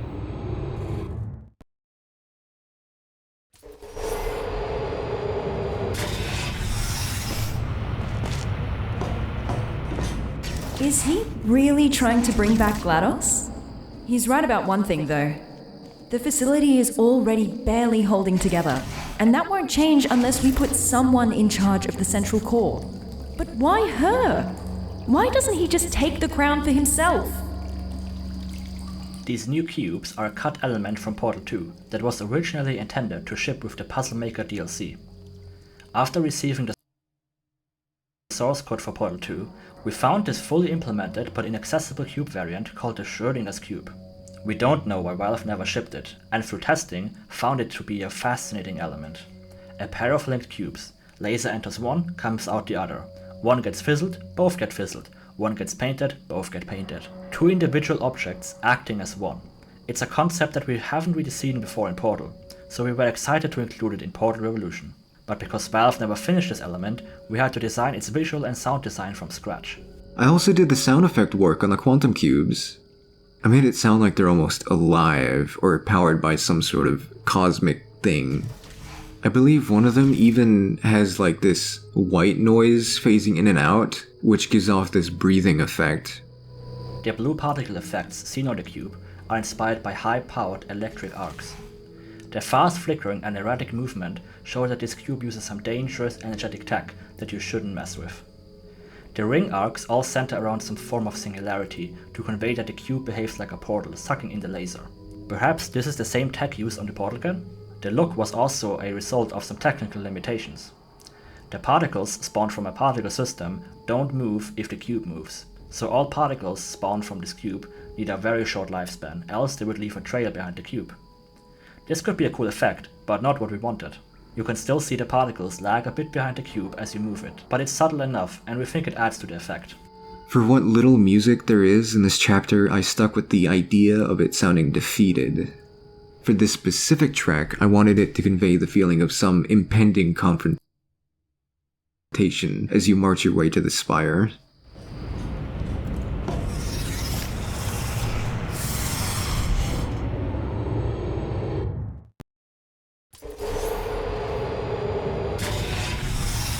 Oh, is your little friend not gonna join us?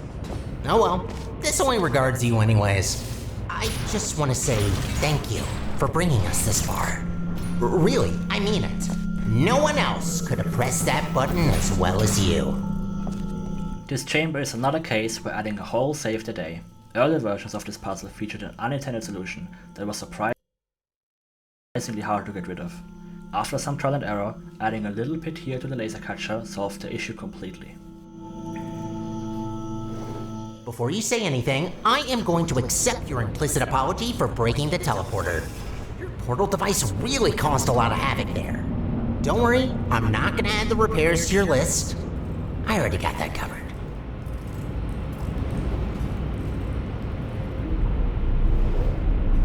For this track, I wanted to convey Sterling and Kate's feelings of apprehension during this moment.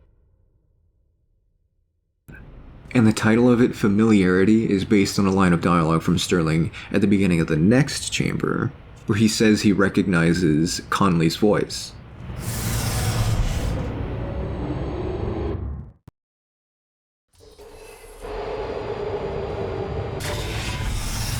Hey, I've got a question.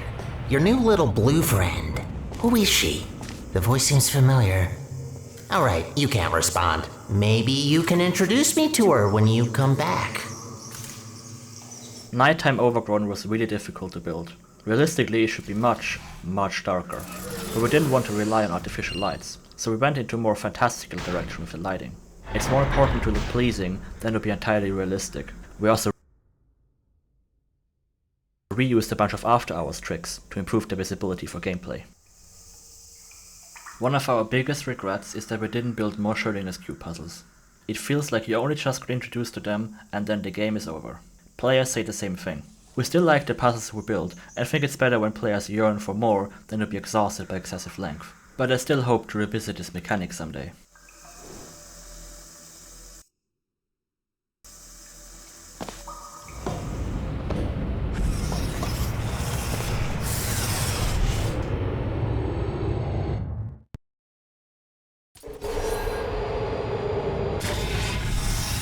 Finally found you again. I've got some news. He wants to use the unstable Spire teleporter to put together GLaDOS, right? If we can go into the control room and cut power from the core, we have a real chance of preventing a catastrophic meltdown. Vacuum tubes are huge and bulky. Originally, this tube bent only 90 degrees in an L shape, which made the chamber a giant square with all elements stuffed into one corner. Giant square rooms don't play well with lasers either, since everything is accessible from everywhere. Weirdly shaped rooms with many nooks and crannies usually work better for lasers. After some fiddling, we just bent the tube 90 degrees further and landed at this design where the room is divided in two. The final puzzle. We wanted a final test chamber of the mod to bring together all the custom chamber elements of the game. Schrödinger's cubes, vacuum tubes, and cleansing fields. Putting them all into one chamber wasn't easy. Vacuum tubes interact with gels, but gel and cube interactions are one of the hardest to design for. Blue gel can disable cubes from sitting still on surfaces, but the constant bounciness is difficult to rectify. We don't want cubes to accidentally bounce into the vacuum tube. Cleansing fields could interact with that nicely. However, we didn't want this puzzle to be centered around gels, so we ended up not leaning into the cube painting mechanic as a required part of the test. I'll prepare an escape route for you that will take us straight to the spire. Meet you there.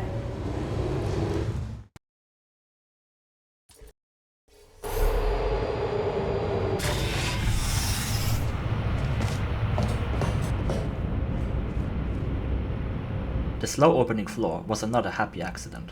When I first built this room, I set the floor speed to a comically slow amount, even slower than it is now. At first I thought the map bugged out because I couldn't see any movement at all. It was pretty funny, so we leaned into it and recorded some voiceover for Sterling to reflect my initial reaction. No, don't do that. Where are you going? Wait, did he say his name was Sterling? Hey, come back! I can't see you! I built a vacuum cleaner once. Called the little guy Sterling? Huh. Where do you think you're going? This section is so fun. It's wild how many people miss Sterling's tirade here just out of sheer panic. I'm sure you've connected the dots, but this long monologue is a nod to the part where he kills you in Portal 2. Will and I were recording a lot of these last levels on the same days, and so we had a lot of chances to bounce off each other in real time. Conley's whispered asides here were fully improvised after I'd listened to Will do his full monologue. I just left the recording going, and I just kept talking. Half of what I said did not make the cut. Often when you're recording stuff like this, you don't know how a joke will land, but everybody laughed at, is he ever going to shut up? So we kept it. I don't remember exactly how the idea for Sterling to be Connie's vacuum cleaner came to be. It seemed to naturally form in a bunch of people's heads in the team at once. One inspiration for me was the episode Zima Blue of Love, Death and Robots. The game was also built while large language models like GPT-3 just came to be, which got me to think about elements like rogue AI and AI safety in the context of this story. What happens if you program a robot to clean up? How will it interpret clean up? The idea is that this vacuum cleaner was just told, clean up my mess, and was then upgraded and promoted more and more over time. Then when GLaDOS exploded and he couldn't fulfill his tasks anymore, he found new ways of achieving his goal. All that matters to him is the upkeep of Aperture, so he has to reactivate GLaDOS to do so. You don't really matter to him anymore. You've done your job well enough, but now you have turned against him, so he has to stop you. He's not a psychopathic robot who just kills you for fun, it's in self-defense. Many players remark that this twist happens too abruptly, and I see what they mean. His lines towards you throughout the chapter were intended to come across as much more sarcastic and passive-aggressive, but most players seem to interpret them as genuine. It just doesn't come across how we intended. Stefan says he doesn't remember when we decided to make Sterling a vacuum cleaner. I remember the exact conversation. It was just such a hilariously stupid suggestion that somehow made all these pieces fall into place. It just belittles his character while simultaneously being very in line with him. I love it. Obviously, people had a lot of questions about it. Players want to know if we're implying that Aperture Science created the Roomba robot vacuum. And I think it's very clear that, Yep. No, sorry, I'll be right there. Okay, I'm sorry, I gotta go. I'll be right back. Ta-da! Spire. Think you can jump that gap? When we came up with the vacuum cleaner story, we didn't immediately think to connect him to Conley as well. I was hesitant at first, since a change like this fundamentally changes the relationship between those two characters, so it has to be carefully thought out. But other team members pressed on, so we thought about how we could make it work. And it ended up being such a perfect fit. Conley is an AI researcher, so it's natural that one of her side projects involved a vacuum cleaner. We see her as an imaginative tinkerer who builds up a bunch of silly robots to keep her company, which is pretty fitting for Aperture. She's also a massive overperformer and 10x software engineer, who is probably majorly responsible for all the AI in Aperture like the turrets and GLaDOS. So adding a vacuum cleaner to that list felt natural, and allows us to make this final encounter much more meaningful. Sterling has never killed anyone before, and doesn't really know how to do it. If possible, he would also like to avoid a mess. His want to kill comes a bit out of nowhere, which is intended to emphasize that he's just petty and doesn't know what he's doing. Like a child who screams "I will kill you" when somebody upsets it. He just repeats what he heard somewhere else, and doesn't really think about what it actually means. We delve into his petty nature later in the finale.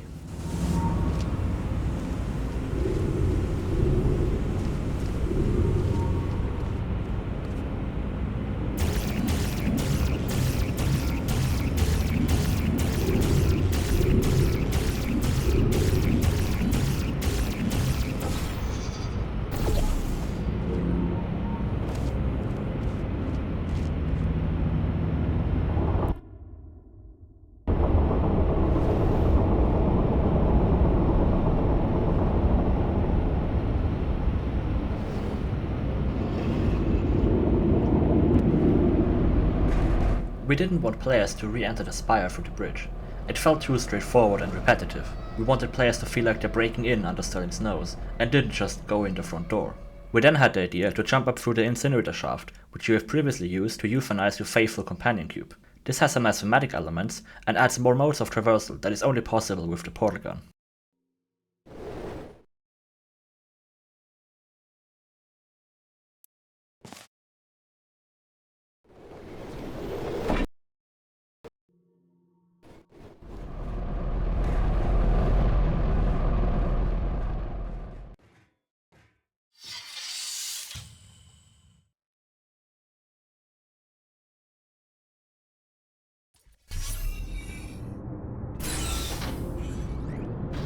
Hey, over here! Come and grab me. No rails in the chamber.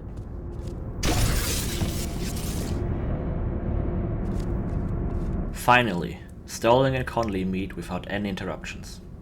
We already hinted at the vacuum cleaner story in the previous map, so we can skip the dialogue forward in this map and just need confirmation from Sterling. This was done to speed up the dialogue in this map, which features the most talking out of any map. Conley is mocking Sterling quite a bit in this fight. Since she is human and an AI researcher who programmed Sterling, she knows exactly how AI like this works. She sees him as a program at worst and as a pet at best. Some players remark that she acts like a dick here, but how would you react if ChatGPT would threaten to kill you? Would you take it seriously? Of course not. You might play along just for the giggles, but you wouldn't be afraid of your life. Here he is actually capable of killing you, so some urgency is reasonable, but Conley has been so desensitized by Aperture's shenanigans, and just has too much fun playing with her little language model. Sure, she doesn't want to kill him, but she isn't going to cry when the vacuum cleaner expresses motherly feelings for her. You can disable the timer by listening to the commentary note behind me. It will still be visible, but it will no longer kill you, so you can take your time to listen to all of the notes. The timer will no longer kill you. Have fun! In Portal 2, chairs are usually static, but for Portal Revolution we wanted to make them physical again, just because it's fun. One exception was the map where you first entered the Spire control room. If players had the freedom to move chairs where they wanted, their positions wouldn't be consistent when they come back, so at first we made them static just for that reason. Later we got the idea of making the first control room messy and the second one here tidy, to imply that Sterling has tidied the mess and repositioned all the chairs. We'll lead into it further by adding some boxes that were knocked open in the first map, which appear nicely stacked after Sterling cleaned it. Will, Stefan and I all live in truly the worst possible time zones for us to get together in a call. Our VO recording sessions were all over online voice chat so we could get live direction from Stefan. One-on-one sessions were doable, but for the finale, we wanted all three of us present in a call. Somebody had to take the fall and be up at 4 AM so we could get it done. Luckily, Stefan's sleep schedule was already broken thanks to the deadline crunch, so Will and I got to sleep our normal hours. That's one satisfying button. I told you not to press it! That's it! Conley is mocking. Enjoy your last moments! You'll die in 5 minutes. The fight's on. We need to disconnect all of those pipes before the time runs out. Here, through this door. What are you doing? Do you really think that you can stop me? This was one of the more challenging tracks I did for this game. I tried my absolute best to make it sound like a sort of mix between the first and second game's final boss tracks, with of course my own spin on it. There are two leitmotifs I reuse in this track. For the first phase, it's not a leitmotif, but I do reuse a lot of the electrical sounds from the first Spire track. And I even utilize some of the same percussion samples that were used in the first Portal game. Whoa! This is wobblier than I thought. Find a way to get to this control room. Maybe this test chamber can help. Portal boss fights are really hard to design. Portal boss fights Seems about adequate considering I'm fighting my own vacuum cleaner. Portal boss fights are really hard to design. Portal is a puzzle game where you can play at your own pace. Traditionally, Portal games all feature some timed boss fight at the end. Portal 1 and 2s are far too simple for our taste. We wanted something longer and harder. A lot of Portal 1 mods oversteer the difficulty quite a bit, spamming dozens of rocket turrets in your face. We wanted to find a middle ground. We also wanted to use the Spire's teleportation mechanic in the fight somehow. We ended up splitting the boss fight into 3 phases to balance the length, and separated danger and puzzle into distinct areas. The puzzle area in the center builds up over time as you disconnect more and more pipes. The loop is simple: solve the puzzle to get to the next room, then clear out the turrets and press the button. Rinse and repeat. We liked the idea that players would redo the same puzzle a few times, getting faster and better every time. During the last phase, you already know the puzzle and feel like a badass as you speed to the exit. The colors of the control rooms go white, orange, blue, red. All important colors in Portal. The orange and blue also match the progression of Portal Revolution's chapters. The first half features many warm tones, and the second a lot of cold ones. The final room is red, which resembles danger and finality, and the Portal Revolution brand colors. Conley's claw came together as a jokey idea that ended up solving a lot of problems. We didn't know how Conley would be involved in the fight at the time. Putting her in a hanging claw felt way too silly at first, but we prototyped it and immediately loved it. We knew our characters were too goofy for the fight to be serious and tragic, so we decided to make it silly instead. With her in the claw, she can now direct players to the next goal. Her flashlight also casts really cool dramatic shadows as she swings around. The fight also feels much more personal, and like you're fighting with her. You're both in this fight together. We didn't have time to establish where Sterling is in this fight, so he ended up just being a voice in the sky, but this also helps to make him feel more distant and omnipotent, which helps to further antagonize him. For the second phase, I used Dies Irae and the leitmotif of the Spire. I always wanted the Spire's theme to sound like some kind of weird buzzer alarm, which is why the main synth is all distorted and the melody is often echoed. I noticed a lot of people say the beginning of this phase sounds like the Portal parody of that one Nightmare Before Christmas track, Making Christmas, which is technically correct, since we all use the Dies Irae motif in our music.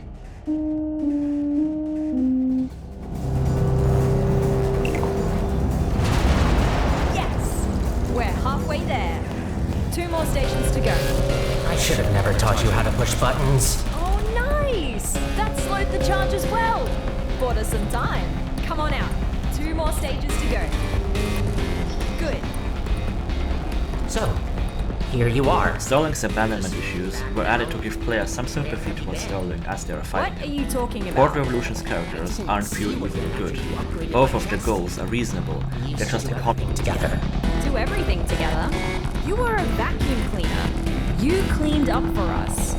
Don't even ask me why we gave him consciousness. You didn't even say goodbye. Are you having abandonment issues right now?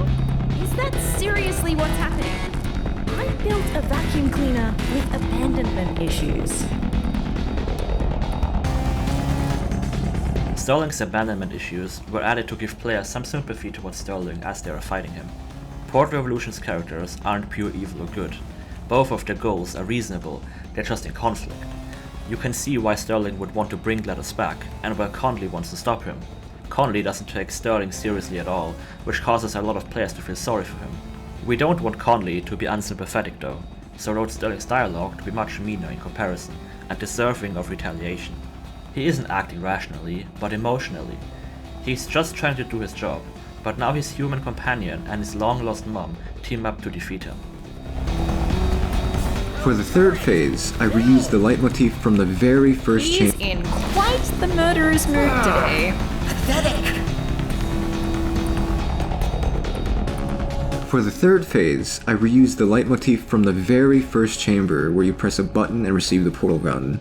I wanted it to sound like the last hurrah, but also you still need to hurry because you're going to explode or whatever in like 5 minutes. This same leitmotif is heard in the reveal trailer, but it feels more happy and upbeat instead of like intense and like, oh, we need to hurry. Almost done. One more to go. The last control room is right here.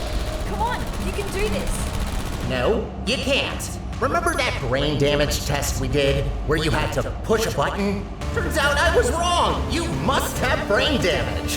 Why else would you do this to me? Don't listen to him.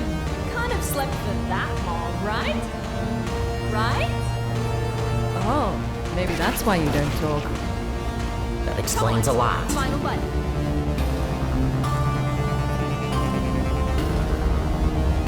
The whole boss section was so much fun to record. It was one of the only times me, Sarah, and Stefan were... The whole boss section was so much fun to record.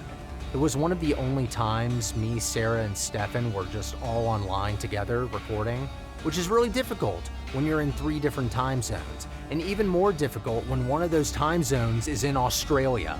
But it turned out great. You can hear me and Sarah just reacting to each other in real time.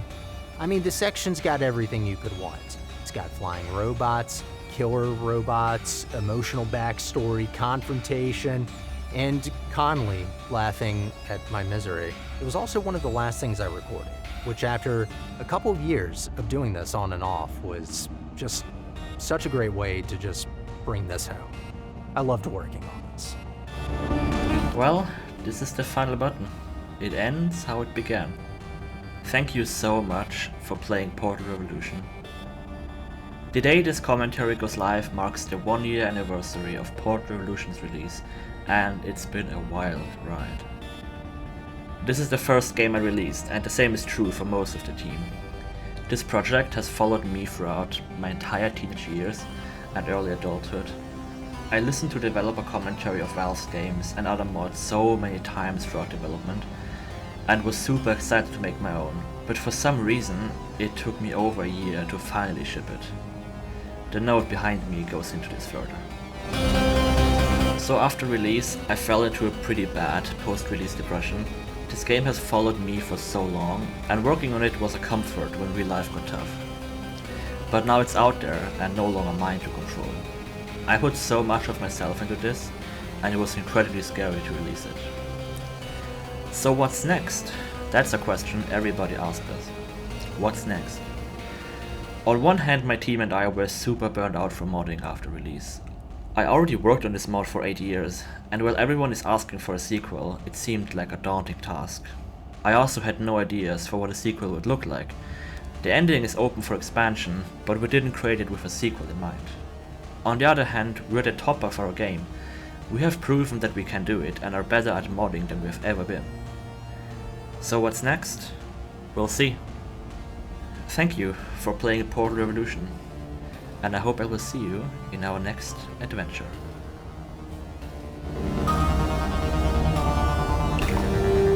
You did it! Ha! Ah, yes! Yes, you did it. You shattered my dreams of rebuilding my home. Are you happy now? Proud of yourself? Look, we also want the best for Aperture, but we can't do that by reactivating GLaDOS. It's not right. You know what she did. What's going on? Oh my... No!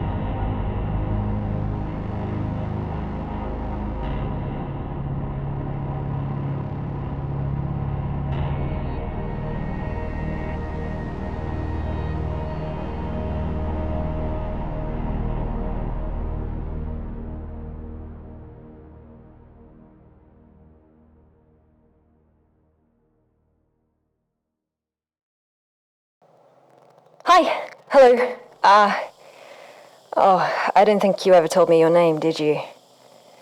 Look, I'm recording this on the off chance that you actually survive.